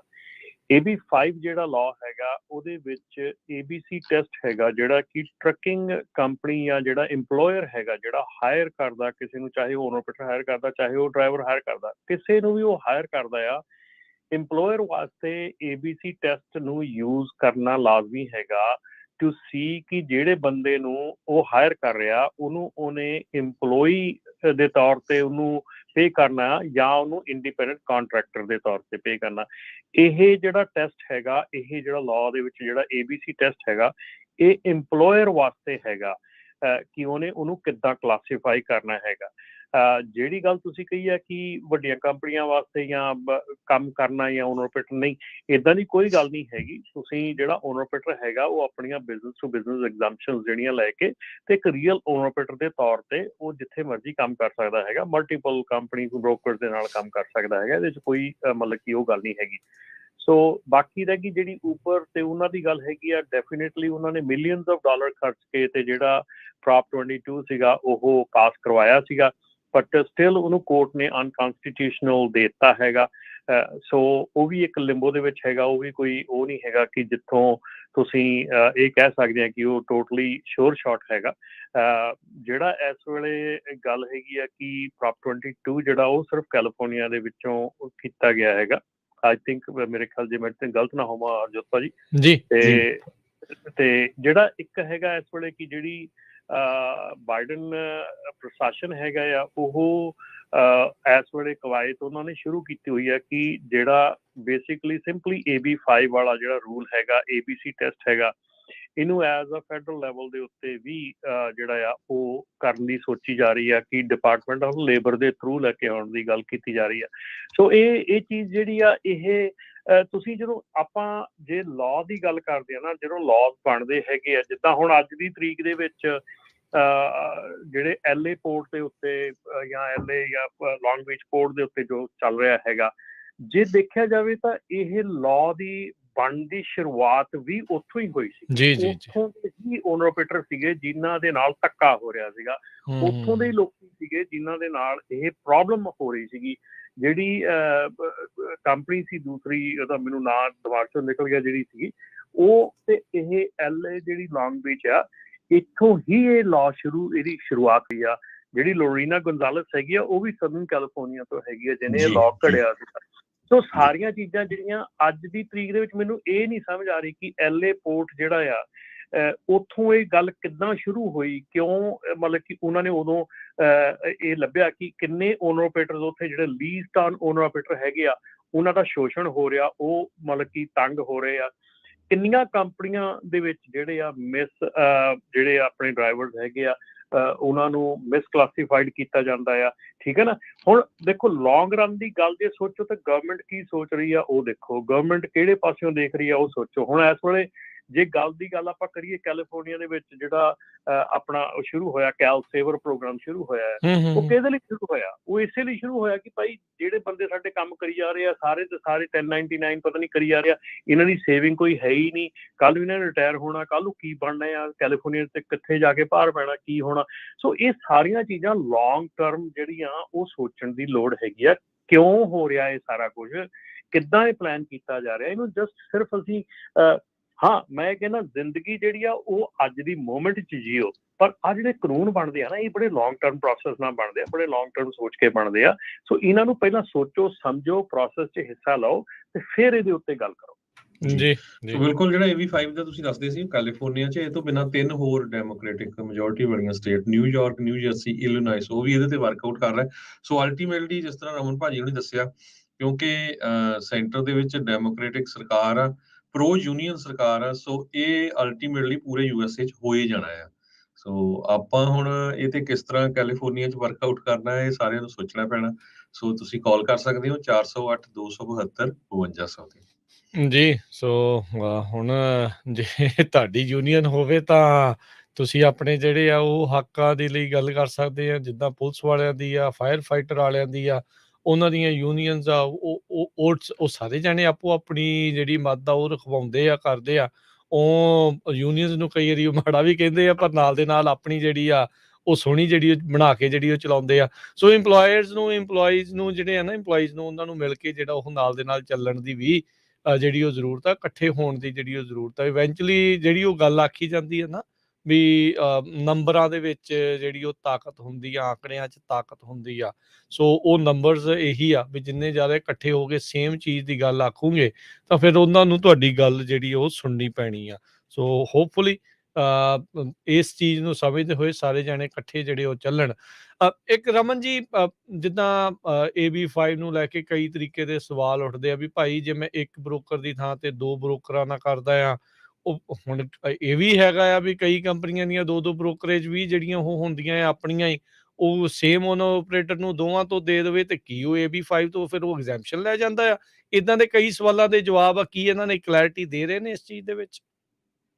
ਦੇਖੋ ਅਗੇਨ ਜਿਹੜੀ ਇਹ ਚੀਜ਼ਾਂ ਹੈਗੀਆਂ ਇਹ ਕਈ ਕਾਰਨਰਸ ਤੋਂ, ਕਈ ਐਜਸ ਤੋਂ ਇਹ ਚੀਜ਼ਾਂ ਦੇਖੀਆਂ ਜਾਂਦੀਆਂ। ਜਦੋਂ ਤੁਸੀਂ ਅੱਜ ਦੀ ਤਰੀਕ 'ਚ ਵੀ ਤੁਸੀਂ ਟਰੱਕਿੰਗ ਕੰਪਨੀ ਵਾਲੇ ਕੋਈ ਜਾਂਦੇ ਆ ਆਪਣੇ ਪੇਪਰਵਰਕ ਬਣਵਾਉਣ ਜਾਂਦੇ, ਪੇਪਰਵਰਕ ਜਿਹੜੇ ਕਰਦੇ ਆ, ਪਰਮਿਟਿੰਗ ਕਰਦੇ ਆ, ਜਦੋਂ ਉਹਨਾਂ ਦੇ ਕੋਲ ਜਾਂਦੇ ਆ ਤੇ ਬ੍ਰੋਕਰੇਜ ਖੋਲ੍ਹਦੇ ਆ ਤੇ ਹਮੇਸ਼ਾ ਪਰਮਿਟਿੰਗ ਵਾਲੇ ਪੁੱਛਦੇ ਆ ਤੁਹਾਡਾ ਜਿਹੜੀ ਟਰੱਕਿੰਗ ਕੰਪਨੀ ਆ ਉਹ ਸੇਮ ਐਡਰੈਸ ਨਹੀਂ ਹੋਣਾ ਚਾਹੀਦਾ, ਸੇਮ ਆ ਨਹੀਂ ਹੋਣਾ ਚਾਹੀਦਾ, ਸੇਮ ਨੰਬਰ ਨਹੀਂ, ਕਈ ਚੀਜ਼ਾਂ ਤੁਹਾਨੂੰ ਉਹ ਕਹਿੰਦੇ ਕਿ ਨਹੀਂ ਤੁਸੀਂ ਕਰ ਸਕਦੇ ਹੈਗੇ, ਠੀਕ ਹੈ ਨਾ। ਉਹਦਾ ਕੋਈ ਮਤਲਬ ਹੈਗਾ, ਉਹਦਾ ਕੋਈ ਰੀਜ਼ਨ ਹੈਗਾ। ਸੋ ਕਿਉਂ ਉਹ ਪੁੱਛਦੇ ਆ, ਕਿਉਂ ਉਹ ਕਹਿੰਦੇ ਹੈਗੇ ਆ। ਸੋ ਇਹ ਜਿਹੜੀਆਂ ਚੀਜ਼ਾਂ ਹੈਗੀਆਂ ਅਲਟੀਮੇਟਲੀ ਦੇਖੋ, ਜੇ ਤੁਸੀਂ ਅੱਜ ਬ੍ਰੋਕਰੇਜ ਖੋਲ ਕੇ ਤੁਸੀਂ ਕੰਮ ਕਰ ਰਹੇ ਹੈਗੇ ਜਾਂ ਕੁਛ ਇੱਦਾਂ ਦਾ ਕੰਮ ਜੋ ਵੀ ਕੁਛ ਕਰ ਰਹੇ, ਜਿੱਦਾਂ ਵੀ ਕਰ ਰਹੇ ਹੈਗੇ, ਠੀਕ ਹੈ ਨਾ, ਉਹ ਚੀਜ਼ ਨੂੰ ਤੁਸੀਂ ਇਹ ਨਾ ਸੋਚੋ ਕਿ ਤੁਸੀਂ ਇਸ ਚੀਜ਼ ਦੇ ਕੋਲੋਂ ਜਿਹੜਾ ਆ ਉਹ ਪੱਲਾ ਛਡਾ ਲਿਆ, ਠੀਕ ਹੈ ਨਾ। ਚੀਜ਼ਾਂ ਹੁੰਦੀਆਂ ਜਦੋਂ ਤੁਹਾਡਾ ਮੇਨ ਪ੍ਰੋਬਲਮ ਆਉਂਦੀ ਹੈ ਜਦੋਂ ਤੁਹਾਡਾ ਆਡਿਟ ਹੁੰਦਾ ਆ। ਆਡਿਟ ਦਾ ਮਤਲਬ ਹੈਗਾ ਕਿ ਤੁਹਾਨੂੰ ਖੰਗਾਲਿਆ ਜਾਂਦਾ, ਹਰ ਚੀਜ਼ ਦਾ ਲਿੰਕ, ਹਰ ਚੀਜ਼ ਜਿਹੜੀ ਆ ਅੱਗੇ ਪਿੱਛੇ ਇੱਧਰ ਉੱਧਰ ਸਾਰੀ ਦੇਖੀ ਜਾਂਦੀ ਹੈ, ਕੀਤੀ ਜਾਂਦੀ ਆ। ਸੋ ਅਸੀਂ ਬਹੁਤ ਕੰਪਨੀਆਂ ਹੈਗੀਆਂ ਜਿਹੜੀਆਂ ਇਹ ਕੰਮ ਇੱਦਾਂ ਕਰ ਰਹੀਆਂ ਹੈਗੀਆਂ, ਐਂਡ ਮੈਂ ਨਹੀਂ ਕਹਿੰਦਾ ਵੀ ਨਹੀਂ ਕਰ ਰਹੀਆਂ ਹੈਗੀਆਂ, ਪਰ ਉਹਨਾਂ ਨੂੰ ਆਪਣਾ ਜਿਹੜਾ ਆ ਉਹ ਸੋਚ ਕੇ ਚੱਲਣਾ ਚਾਹੀਦਾ ਵੀ ਕਿਸੇ ਵੀ ਟਾਈਮ ਜਿਹੜਾ ਆ ਇਹ ਚੀਜ਼ ਜਿਹੜੀ ਆ ਇਹ ਬੈਕਫਾਇਰ ਹੋ ਸਕਦੀ ਆ। ਕੰਪਨੀਆਂ ਮੈਂ ਜੇ ਕਹਾਂ ਤੇ ਸੀਰੀਅਸਲੀ ਹੁਣ ਜਿਹੜੀ ਆ ਵਰਕਰਸ ਕੰਪ ਹੈਗੀ ਆ, ਉਹ ਜਿਹੜੇ ਆਡਿਟ ਭੇਜ ਰਹੀ ਹੈਗੀ ਆ, ਉਹ ਜਿਹੜੇ ਆਡਿਟ ਦੇ ਰਿਜ਼ਲਟਸ ਭੇਜ ਰਹੀ ਹੈਗੀ ਆ, ਉਹਨਾਂ ਦੇ ਵਿੱਚ ਸ਼ੱਕ ਪੈ ਰਿਹਾ ਹੈਗਾ ਕਿ ਇਸ ਵੇਲੇ ਉਹ ਓਨਰ ਆਪਰੇਟਰ ਨੂੰ ਇਨਕਲੂਡ ਕਰਕੇ ਭੇਜ ਰਹੇ ਹੈਗੇ ਆ। ਸੋ ਇਹ ਜਿਹੜੀ ਚੀਜ਼ ਆ ਇਹ ਤੁਹਾਨੂੰ ਸਮਝ ਲੈਣੀ ਚਾਹੀਦੀ ਆ ਕਿ ਜਿਹੜੀ ਓਨਰ ਜਿਹੜੀ ਆਪਣੀ ਵਰਕਰਸ ਕੰਪ ਹੈਗੀ ਆ ਉਹਨੂੰ ਆਡਿਟ ਦੇ ਅਧਿਕਾਰ ਮਿਲ ਗਏ ਆ। ਸੋ ਇਸ ਕਰਕੇ ਜਿਹੜੀਆਂ ਵਰਕਰਸ ਕੰਪ ਕੰਪਨੀਆਂ ਹੈਗੀਆਂ, ਤੁਹਾਨੂੰ ਨਹੀਂ ਲੱਗਦਾ ਕਿ ਉਹ they want to make money, ਠੀਕ ਹੈ ਨਾ, ਜਿਸ ਤਰ੍ਹਾਂ ਦੇ ਕੰਮ ਚੱਲ ਰਹੇ ਹੈਗੇ ਆ। ਸੋ ਹਰ ਇੱਕ ਚੀਜ਼ ਨੂੰ ਸੋਚ ਕੇ ਚੱਲੋ। ਸਾਨੂੰ ਮੇਰੇ ਖਿਆਲ ਹਰਜੋਤ ਭਾਜੀ ਸਾਰਾ ਦਿਨ ਜਿੰਨੀਆਂ ਮੈਨੂੰ ਕਾਲਾਂ ਆਉਂਦੀਆਂ ਹੈਗੀਆਂ, ਉਹਨਾਂ ਦੇ ਵਿੱਚ ਮੈਜੋਰਟੀ ਕਾਲਾਂ ਦੇ ਵਿੱਚ ਮੇਰੇ ਕੋਲੋਂ ਜੁਗਾੜ ਪੁੱਛਿਆ ਜਾਂਦਾ ਕਿ ਭਾਜੀ ਇਹਦਾ ਹੱਲ ਦੱਸੋ, ਜੁਗਾੜ ਦੱਸੋ। ਦੇਖੋ ਜੀ ਮੈਂ ਲਾਅ ਨੂੰ ਇੰਟਰਪ੍ਰੀਟ ਕਰਦਾ ਹੈਗਾ, ਮੈਂ ਤੁਹਾਨੂੰ ਜਿਹੜਾ ਆ ਲਾਅ ਦੇ ਖਿਲਾਫ ਚੱਲਣ ਨੂੰ ਨਾ ਤਾਂ ਕਹਿ ਸਕਦਾ, ਨਾ ਹੀ ਮੇਰੀ ਕੌਨਸ਼ੀਅਸ ਅਲਾਉ ਕਰਦੀ ਹੈ ਤੇ ਨਾ ਹੀ ਮੈਂ ਕਹਿਣਾ ਹੈ, ਠੀਕ ਹੈ ਨਾ। ਸੋ ਜੁਗਾੜ ਦੇ ਲਈ ਆਈ ਡੋਂਟ ਥਿੰਕ ਸੋ ਕਿ ਮੈਂ ਗੁੱਡ ਪਰਸਨ ਹੈਗਾ, ਠੀਕ ਹੈ। ਤੁਸੀਂ ਜੇ ਮੇਰੇ ਕੋਲੋਂ ਇੰਟਰਪ੍ਰੀਟੇਸ਼ਨ ਕਰਾਉਣੀ ਆ ਲਾਅ ਦੀ, ਕੀ ਕਹਿਣਾ ਲਾਅ ਕਿਸ ਤਰ੍ਹਾਂ ਆ, ਮੇਰੀ ਪਰਸਨਲ ਜਿਹੜੀ ਸੋਚ ਆ, ਮੇਰੀ ਪਰਸਨਲ ਰਾਏ ਜਿਹੜੀ ਉਹ ਸੈਪਰੇਟ ਹੈਗੀ ਆ, ਉਹ ਇਹਦੇ ਨਾਲ ਨਹੀਂ ਹੈਗੀ ਜਾਂ ਕਿਸ ਤਰ੍ਹਾਂ ਵੀ ਹੈ ਡੈਫੀਨੇਟਲੀ, ਹੈ ਨਾ। ਪਰ ਇਹ ਸੋਚ ਕੇ ਚੱਲੋ ਕਿ ਜੇ ਤੁਸੀਂ ਲੌਂਗ ਟਰਮ 'ਚ ਰਹਿਣਾ ਹੈਗਾ, ਇਸ ਬਿਜ਼ਨਸ ਲੌਂਗ ਟਰਮ 'ਚ ਕੰਮ ਕਰਨਾ ਹੈਗਾ, ਤੇ ਤੁਹਾਨੂੰ ਕੁਛ ਨਾ ਕੁਛ ਤਾਂ ਲੀਗਲ ਕਰਨਾ ਪੈਣਾ, ਨਾ ਕਿ ਐਵਰੀਥਿੰਗ ਇਲੀਗਲ ਕਰੋਗੇ ਤੇ ਸਾਰਾ ਕੁਝ ਚੱਲ ਜਾਊਗਾ। ਜੀ ਜੀ। ਜੀ ਸੋ ਰਮਨ ਜੀ, ਇਹਦੇ ਵਿੱਚ ਹੁਣ ਇਹ ਵੀ ਆਉਂਦਾ, ਚਲੋ ਜਿੱਦਾਂ ਉਦੋਂ ਸਿਸਟਮ ਚੱਲ ਰਿਹਾ ਸੀ, ਬਿਜ਼ਨਸ ਜਿੱਦਾਂ ਚੱਲ ਰਿਹਾ ਸੀ, ਸਾਰਿਆਂ ਨੇ ਦੇਖੋ ਦੇਖੀ ਚਲਾਏ ਵੀ ਕਿਤੇ ਵੀ, ਕੀ ਇਹ ਕੁਛ ਰਾਹ ਦੇਣਗੇ ਇਹਨਾਂ ਨੂੰ ਸਾਰਿਆਂ ਨੂੰ, ਵਿਚਲਾ ਰਾਹ ਦੇਣਗੇ? ਜਿੱਦਾਂ ਹੁਣ ਤੁਸੀਂ ਆਡਿਟ ਦੀ ਗੱਲ ਕੀਤੀ ਵੀ ਇੱਦਾਂ ਆਇਆ ਤੇ ਅਗਲਾ ਪਿਛਲਾ ਸਾਰਾ ਕੁਝ ਹੋਣਾ, ਕੀ ਬੰਦਾ ਕਵੇ ਵੀ ਹਾਂ ਮੇਰੇ ਤੋਂ ਗਲਤੀ ਹੋ ਗਈ, ਵੀ ਭਾਈ ਇੱਦਾਂ ਨਹੀਂ, ਇਹ ਤੋਂ ਪਹਿਲਾਂ ਵੀ ਕੰਪਨੀਆਂ ਜਿਹੜੀਆਂ ਠੱਪ ਹੋ ਜਾਣ ਜਾਂ ਬੰਦ ਹੋ ਜਾਣ, ਕੀ ਕੋਈ ਵਿਚਲਾ ਰਾਹ ਦੇਣ ਬਾਰੇ ਸੋਚ ਰਹੇ ਆ ਵੀ ਚਲੋ ਪਿਛਲੀਆਂ ਗਲਤੀਆਂ ਨੂੰ ਕੁਝ ਮਾਫ ਕਰਕੇ ਗਾਂਹ ਤੋਂ ਠੀਕ ਚੱਲੇ? ਨਹੀਂ, I don't think so Rajkaran. ਇਹ ਗਵਰਨਮੈਂਟ ਹੈਗੀ ਆ, ਇਹ ਜਿਹੜਾ ਤੁਹਾਡਾ ਹੈਗਾ ਪੇਰੋਲ ਟੈਕਸ ਹੈਗਾ ਆ, ਟੈਕਸ ਇਵੈਜ਼ਨ ਦੇ ਵਿੱਚ ਜਾਂ ਇਹਨਾਂ ਚੀਜ਼ਾਂ ਦੇ ਵਿੱਚ ਜਿਹੜੀ ਹੈ ਨਾ, ਇਹ ਲੀਨੀਅੰਸੀ ਮੇਰੇ ਖਿਆਲ ਘੱਟ ਹੀ ਦਿੰਦੇ ਆ। ਹਾਂ, ਜੇ ਤੁਸੀਂ ਮੌਕੇ ਰਹਿੰਦੇ ਹੋਏ, ਤੁਹਾਡਾ ਆਡਿਟ ਆਉਣ ਤੋਂ ਪਹਿਲਾਂ ਤੁਸੀਂ ਆਪਣੇ ਆਪ ਨੂੰ ਠੀਕ ਕਰ ਲੈਨੇ ਆ, ਠੀਕ ਹੈ ਨਾ, ਤੁਸੀਂ ਫਟਾਫਟ ਆਪਣਾ ਜਿਹੜਾ ਆ ਜੁਗਾੜ ਦਾ ਕਹਿਣ ਦਾ ਮਤਲਬ ਇਹ ਵੀ ਆਪਣਾ ਫਟਾਫਟ ਪੇਰੋਲ ਸ਼ੁਰੂ ਕਰ ਲੈਨੇ ਆ, ਆਪਣਾ ਚੀਜ਼ਾਂ ਜਿਹੜੀਆਂ ਉਹ ਸਿੱਧੀਆਂ ਕਰਨੀਆਂ ਸ਼ੁਰੂ ਕਰ ਦਿੰਦੇ ਆ। ਹਾਂ, ਜਦੋਂ ਕੱਲ੍ਹ ਨੂੰ ਤੁਹਾਡਾ ਮੰਨ ਲਓ ਆਡਿਟ ਆ ਜਾਵੇ, ਜੇ ਉਹ ਕਹਿਣ ਵੀ ਠੀਕ ਹੈ ਬਈ ਤੁਸੀਂ ਪਹਿਲਾਂ 1099 ਦੇਖੋ ਜੀ, ਆਹ ਸਾਨੂੰ ਇਹਦੋਂ ਮਿਲਿਆ, ਅਸੀਂ ਆਪਣੇ ਆਪ ਨੂੰ ਠੀਕ ਕਰ ਲਿਆ, ਅਸੀਂ ਹੁਣ ਪਿਛਲੇ 6 ਮਹੀਨਿਆਂ ਦੇ ਅਸੀਂ W2 ਦੇ ਰਹੇ ਹੈਗੇ, ਆਹ ਸਾਡੇ ਸਾਰੇ ਟੈਕਸ ਰਿਟਰਨਸ ਹੈਗੇ, ਸਾਰਾ ਕੁਛ ਹੈਗਾ, ਡੈਫੀਨੇਟਲੀ ਜਿਹੜਾ ਆਡਿਟ ਕਰਨ ਵਾਲਾ ਉਹ ਸੋਚੂਗਾ ਕਿ ਬੰਦੇ ਠੀਕ ਹੋ ਗਏ ਆ, ਠੀਕ ਹੋ ਰਹੇ ਆ, ਕਰ ਰਹੇ ਆ, ਉਹਦੇ 'ਚ ਲੀਨੀਅੰਸੀ ਉਹ ਵਰਤੇ ਨਾ ਵਰਤੇ ਉਹ ਉਹਦੀ ਸੋਚ ਹੈਗੀ ਆ। ਪਰ ਡੈਫੀਨੇਟਲੀ ਜਿਹੜੀਆਂ ਇਨਫੋਰਸਮੈਂਟ ਏਜੰਸੀਜ਼ ਹੁੰਦੀਆਂ, ਇਵੇਂ ਹੀ ਜਿਹੜੀ ਸਾਡੀ DOT ਆ, DOT ਦੇ ਵਿੱਚ ਵੀ ਜੇ ਤੁਸੀਂ ਤੁਹਾਡੀ ਕੰਪਨੀ ਦੇ ਵਿੱਚ ਗਲਤੀਆਂ ਹੋ ਰਹੀਆਂ, ਕੁਛ ਹੋ ਰਿਹਾ, ਤੇ ਉਹ ਤੁਹਾਡਾ ਆਡਿਟ ਕਰਨ ਆਉਂਦੇ ਆ, ਤੁਹਾਨੂੰ 90 ਡੇਜ਼ ਦਾ ਟਾਈਮ ਦਿੰਦੇ ਆ, ਤੇ 90 ਡੇਜ਼ ਦੇ ਟਾਈਮ ਦੇ ਵਿੱਚ ਤੁਸੀਂ ਉਹਨਾਂ ਨੂੰ ਸਬਮਿਟ ਕਰਨੀ ਹੁੰਦੀ ਆ ਪਲਾਨ, ਕਿ ਜੋ ਸਾਡੀਆਂ ਗਲਤੀਆਂ ਹੋਈਆਂ ਉਹਨੂੰ ਠੀਕ ਕਰਨ ਨੂੰ ਆਹ ਸਾਡਾ ਪਲਾਨ ਆ। 90 ਡੇਜ਼ ਤੋਂ ਬਾਅਦ ਉਹ ਆਉਂਦੇ ਆ, ਉਹ ਤੁਹਾਡਾ ਦੇਖਦੇ ਤੁਸੀਂ ਜਿਹੜਾ ਪਲਾਨ ਸਾਨੂੰ ਸਬਮਿਟ ਕੀਤਾ ਸੀ ਰਿਟਨ, ਉਹਦੇ ਤੇ ਅਸਰ ਕੀਤਾ ਕਿ ਨਹੀਂ ਕੀਤਾ। ਜੇ ਤੁਸੀਂ ਅਸਰ ਕੀਤਾ ਫਿਰ ਤੁਹਾਨੂੰ 90 ਡੇਜ਼ ਦਿੰਦੇ ਆ, ਠੀਕ ਆ। ਉਸ ਤੋਂ ਬਾਅਦ ਫਿਰ ਆਉਂਦੇ ਆ, ਫਿਰ ਜੇ ਤੁਸੀਂ ਉਦੋਂ ਉਹ ਠੀਕ ਕਰ ਲਿਆ, ਤੁਹਾਡੇ ਸਕੋਰ ਥੱਲੇ ਆ ਗਏ, ਸਭ ਕੁਝ ਠੀਕ ਹੋ ਗਿਆ, ਤੇ ਤੁਹਾਡੀ ਜਿਹੜੀ ਆ ਉਹ ਜਿਹੜੀ MC ਹੈਗੀ ਆ ਉਹਨੂੰ ਉਹ ਰੈਗੂਲਰ ਕਰ ਦਿੰਦੇ ਆ। ਸੋ ਇਹ ਚੀਜ਼ਾਂ ਜਿਹੜੀਆਂ ਇਹ ਹੈਗੀਆਂ, ਪਰ ਡੈਫੀਨੇਟਲੀ ਜਿਹੜਾ ਇੱਥੇ ਸਭ ਤੋਂ ਵੱਡਾ ਇਸ ਵੇਲੇ ਹੈਗਾ ਉਹ ਹੈਗਾ ਕਿ ਜਿੱਦਾਂ ਸਨੀ ਵੀ ਕਹਿ ਰਹੇ ਹੈਗੇ ਆ ਕਿ ਜਿਹੜਾ EMPLOYEES ਨੂੰ 1099 ਆ, ਉਹ ਬਿਗੇਸਟ ਪ੍ਰੋਬਲਮ ਹੈਗੀ ਆ। ਔਰ ਮੇਰੇ ਖਿਆਲ 5 ਦੇ ਵਿੱਚ ਉਹ ਜਿਹੜੀਆਂ ਕੰਪਨੀਆਂ ਹੈਗੀਆਂ ਜਿਹੜੀਆਂ ਕਿ ਆਪਣੇ EMPLOYEES ਨੂੰ 1099 ਦੇ ਰਹੀਆਂ, I think they going to be biggest target. ਉਹ ਉਹਨਾਂ ਨੂੰ ਚੰਗੀ ਤਰ੍ਹਾਂ ਜਿਹੜਾ ਅਗਲਾ ਪਿਛਲਾ ਜਿਹੜਾ ਆ ਉਹ ਫਿਰ ਦੇਖਣਗੇ, ਜਿਉਂ ਜਿਹਦੀ ਜਿਹੜੀ ਉਸ ਦੇ ਵਿੱਚ ਵਾਦੀ ਆਉਂਦੀ ਹੈਗੀ ਆ। ਤੇ ਰਮਨ ਜੀ, ਫੇਸਬੁੱਕ ਤੇ ਕੁਐਸਚਨ ਆ ਕਿਰਨਦੀਪ ਕੌਰ ਉਹਨਾਂ ਵੱਲੋਂ ਵੀ ਸਾਨੂੰ 30% ਟੈਕਸ ਕੱਟ ਕੇ ਚੈੱਕ ਮਿਲਦਾ, ਕੀ ਇਹ ਸਹੀ ਆ? ਹੁਣ ਇਹ ਤਾਂ ਨਹੀਂ ਦੱਸ ਰਹੇ ਵੀ 1099 ਆ ਕਿ W2 ਆ। ਨਹੀਂ, ਉਹ 1099 W2 ਆ। W2 ਦੇ ਵਿੱਚ ਉਹ ਕੀ ਕਹਿੰਦੇ ਆ, ਕਈ ਕੰਪਨੀਆਂ ਇਹ ਕਰ ਰਹੀਆਂ ਹੈਗੀਆਂ ਕਿ ਜਿਹੜਾ ਟੈਕਸ ਉਹਨਾਂ ਨੇ ਦੇਣਾ ਆ, ਕੰਪਨੀ ਨੇ ਤੁਹਾਡੇ ਲਈ ਦੇਣਾ, ਉਹ ਤੁਹਾਡੇ ਚੈੱਕ ਤੋਂ ਕੱਟ ਕੇ ਦੇ ਰਹੇ ਆ। ਸੋ ਇਹ ਬਿਲਕੁਲ ਸਰ ਇਲੀਗਲ ਹੈਗਾ। ਤੁਹਾਡੀ ਭਲੀ ਵਿੱਚ ਮਤਲਬ ਇਹ ਤਾਂ ਬਹੁਤ ਵੱਡੀ ਟੈਕਸ ਇਵੇਜਨ ਹੈਗੀ ਆ, ਔਰ ਤੁਹਾਡੇ ਹੱਕਾਂ ਦੇ ਉੱਤੇ ਡਾਕਾ ਆ। ਭਾਈ ਨਹੀਂ ਕਰਨਾ ਚਾਹੀਦਾ। ਜੇ ਕੋਈ ਕੰਪਨੀ ਏਦਾਂ ਕਰ ਰਹੀ ਹੈ ਤੇ ਗਲਤ ਕਰ ਰਹੀ ਹੈ। ਤੇ ਇਹ ਤੁਹਾਡਾ ਆ, ਤੁਸੀਂ ਇਹ ਫਿਰ ਲੇਬਰ ਕੋਰਟ ਦੇ ਵਿੱਚ ਜਾ ਸਕਦੇ ਆ, ਕਿੱਧਰ ਜਾ ਸਕਦੇ? ਜੀ ਜੀ ਜੀ, ਠੀਕ ਹੈ। ਸੋ ਆਪਣੇ ਨਾਲ ਕੁਝ ਹੋਰ ਕਾਲਰ ਵੀ ਜਿਹੜੇ ਉਹਨਾਂ ਨਾਲ ਗੱਲ ਕਰਦੇ ਆ। ਕਰਮਜੀਤ ਜੀ, ਸਤਿ ਸ਼੍ਰੀ ਅਕਾਲ। ਸਤਿ ਸ਼੍ਰੀ ਅਕਾਲ ਭਾਈ। ਸਤਿ ਸ਼੍ਰੀ ਅਕਾਲ ਜੀ। ਸਤਿ ਸ਼੍ਰੀ ਅਕਾਲ ਜੀ। ਸਤਿ ਸ਼੍ਰੀ ਅਕਾਲ ਭਾਈ। ਮੇਰਾ ਕੁਐਸਚਨ ਇਹ ਸੀ, ਮੇਰਾ ਕਜ਼ਨ ਇੱਕ ਰੂਬੇ ਦੀ ਕੰਪਨੀ ਆ, ਪੇਚੀ ਬ੍ਰਾਈਟ ਲਾਈਨ ਕੰਪਨੀ ਆ ਜੀ, ਉਹ 18 ਸਾਲ ਤੋਂ ਉਹਦੀ ਕੰਮ ਕਰਦਾ ਜੀ। ਹੁਣ ਉਹਦਾ ਮਾਲਕ ਹੌਸਪੀਟਲ ਚਲਾ ਗਿਆ ਤੇ ਉਹਦਾ $45,000 ਉਹਦੇ ਨਾਲ ਹੋ ਗਿਆ ਜੀ। ਹੁਣ ਉਹ ਲੇਬਰ ਕੋਰਟ ਜਾਵੇ ਜਾਂ ਕਿੱਥੇ ਜਾਵੇ? ਕਿਸ ਤਰ੍ਹਾਂ ਦੀ ਮੈਂ ਸਮਝਿਆ। ਉਹ ਕਹਿੰਦੇ ਵੀ 18 ਸਾਲ ਕੰਮ ਕਰਦਾ ਸੀ, 45,000 ਬਕਾਇਆ ਆ ਉਹ EMPLOYEE ਦਾ ਬਣਦਾ ਸੀਗਾ ਲੈਣ ਦੇ ਲਈ, ਪਰ ਉਹ ਕੰਪਨੀ ਬੰਦ ਕਰਕੇ ਕਿਸੇ ਹੋਰ ਥਾਂ ਤੇ ਚਲਾ ਗਿਆ। ਉਹ ਕਿੱਦਾਂ ਭਰਪਾਈ ਕਰੇ ਜੀ? ਲੇਬਰ ਕੋਰਟ 'ਚ ਜਾਵੇ? ਉਹ ਹੌਸਪੀਟਲ ਚਲਾ ਗਿਆ, ਉਹਨੂੰ ਹਾਰਟ ਅਟੈਕ ਹੋ ਗਿਆ ਜੀ। ਹੌਸਪੀਟਲ ਚਲਾ ਗਿਆ। ਅੱਛਾ, ਹੌਸਪੀਟਲ ਚਲਾ ਗਿਆ। ਠੀਕ ਹੈ, ਓਕੇ। ਹਾਂਜੀ। ਇਹ ਇਹ ਹੁਣ ਕੀ ਕਰ ਸਕਦਾ ਜੀ, ਉਹਦੇ ਕੋਲ ਟੈਗ ਹੈਗੇ ਆ, ਉਹ ਮੰਡੀ 'ਚ ਡਿਲੀਵਰੀ ਕਰਦੇ ਸਾਰੀ। ਪਰ ਪਹਿਲੀ ਗੱਲ ਤਾਂ ਇਹ ਵੀ ਇੰਨੇ ਪੈਸੇ ਇਕੱਠੇ ਹੋਣ ਕਾਹਦੇ ਦਿੱਤੇ ਹਨਾ। ਹੁਣ ਜੇ ਅਗਲਾ ਕੰਪਨੀ ਬੰਦ ਕਰ ਦੂ, ਉਹ ਹਸਪੀਟਲ 'ਚ ਹਾਂਜੀ ਰਮਨ ਜੀ, ਉਹ ਹਸਪੀਟਲ 'ਚ ਬਿਮਾਰ। ਕਿੰਨੇ ਸਾਲਾਂ ਦੀ ਬੈਕ ਪੇ ਆ? ਕਿੰਨੇ ਸਾਲਾਂ ਦੀ ਬੈਕ ਪੇ ਆ ਜੀ ਉਹ?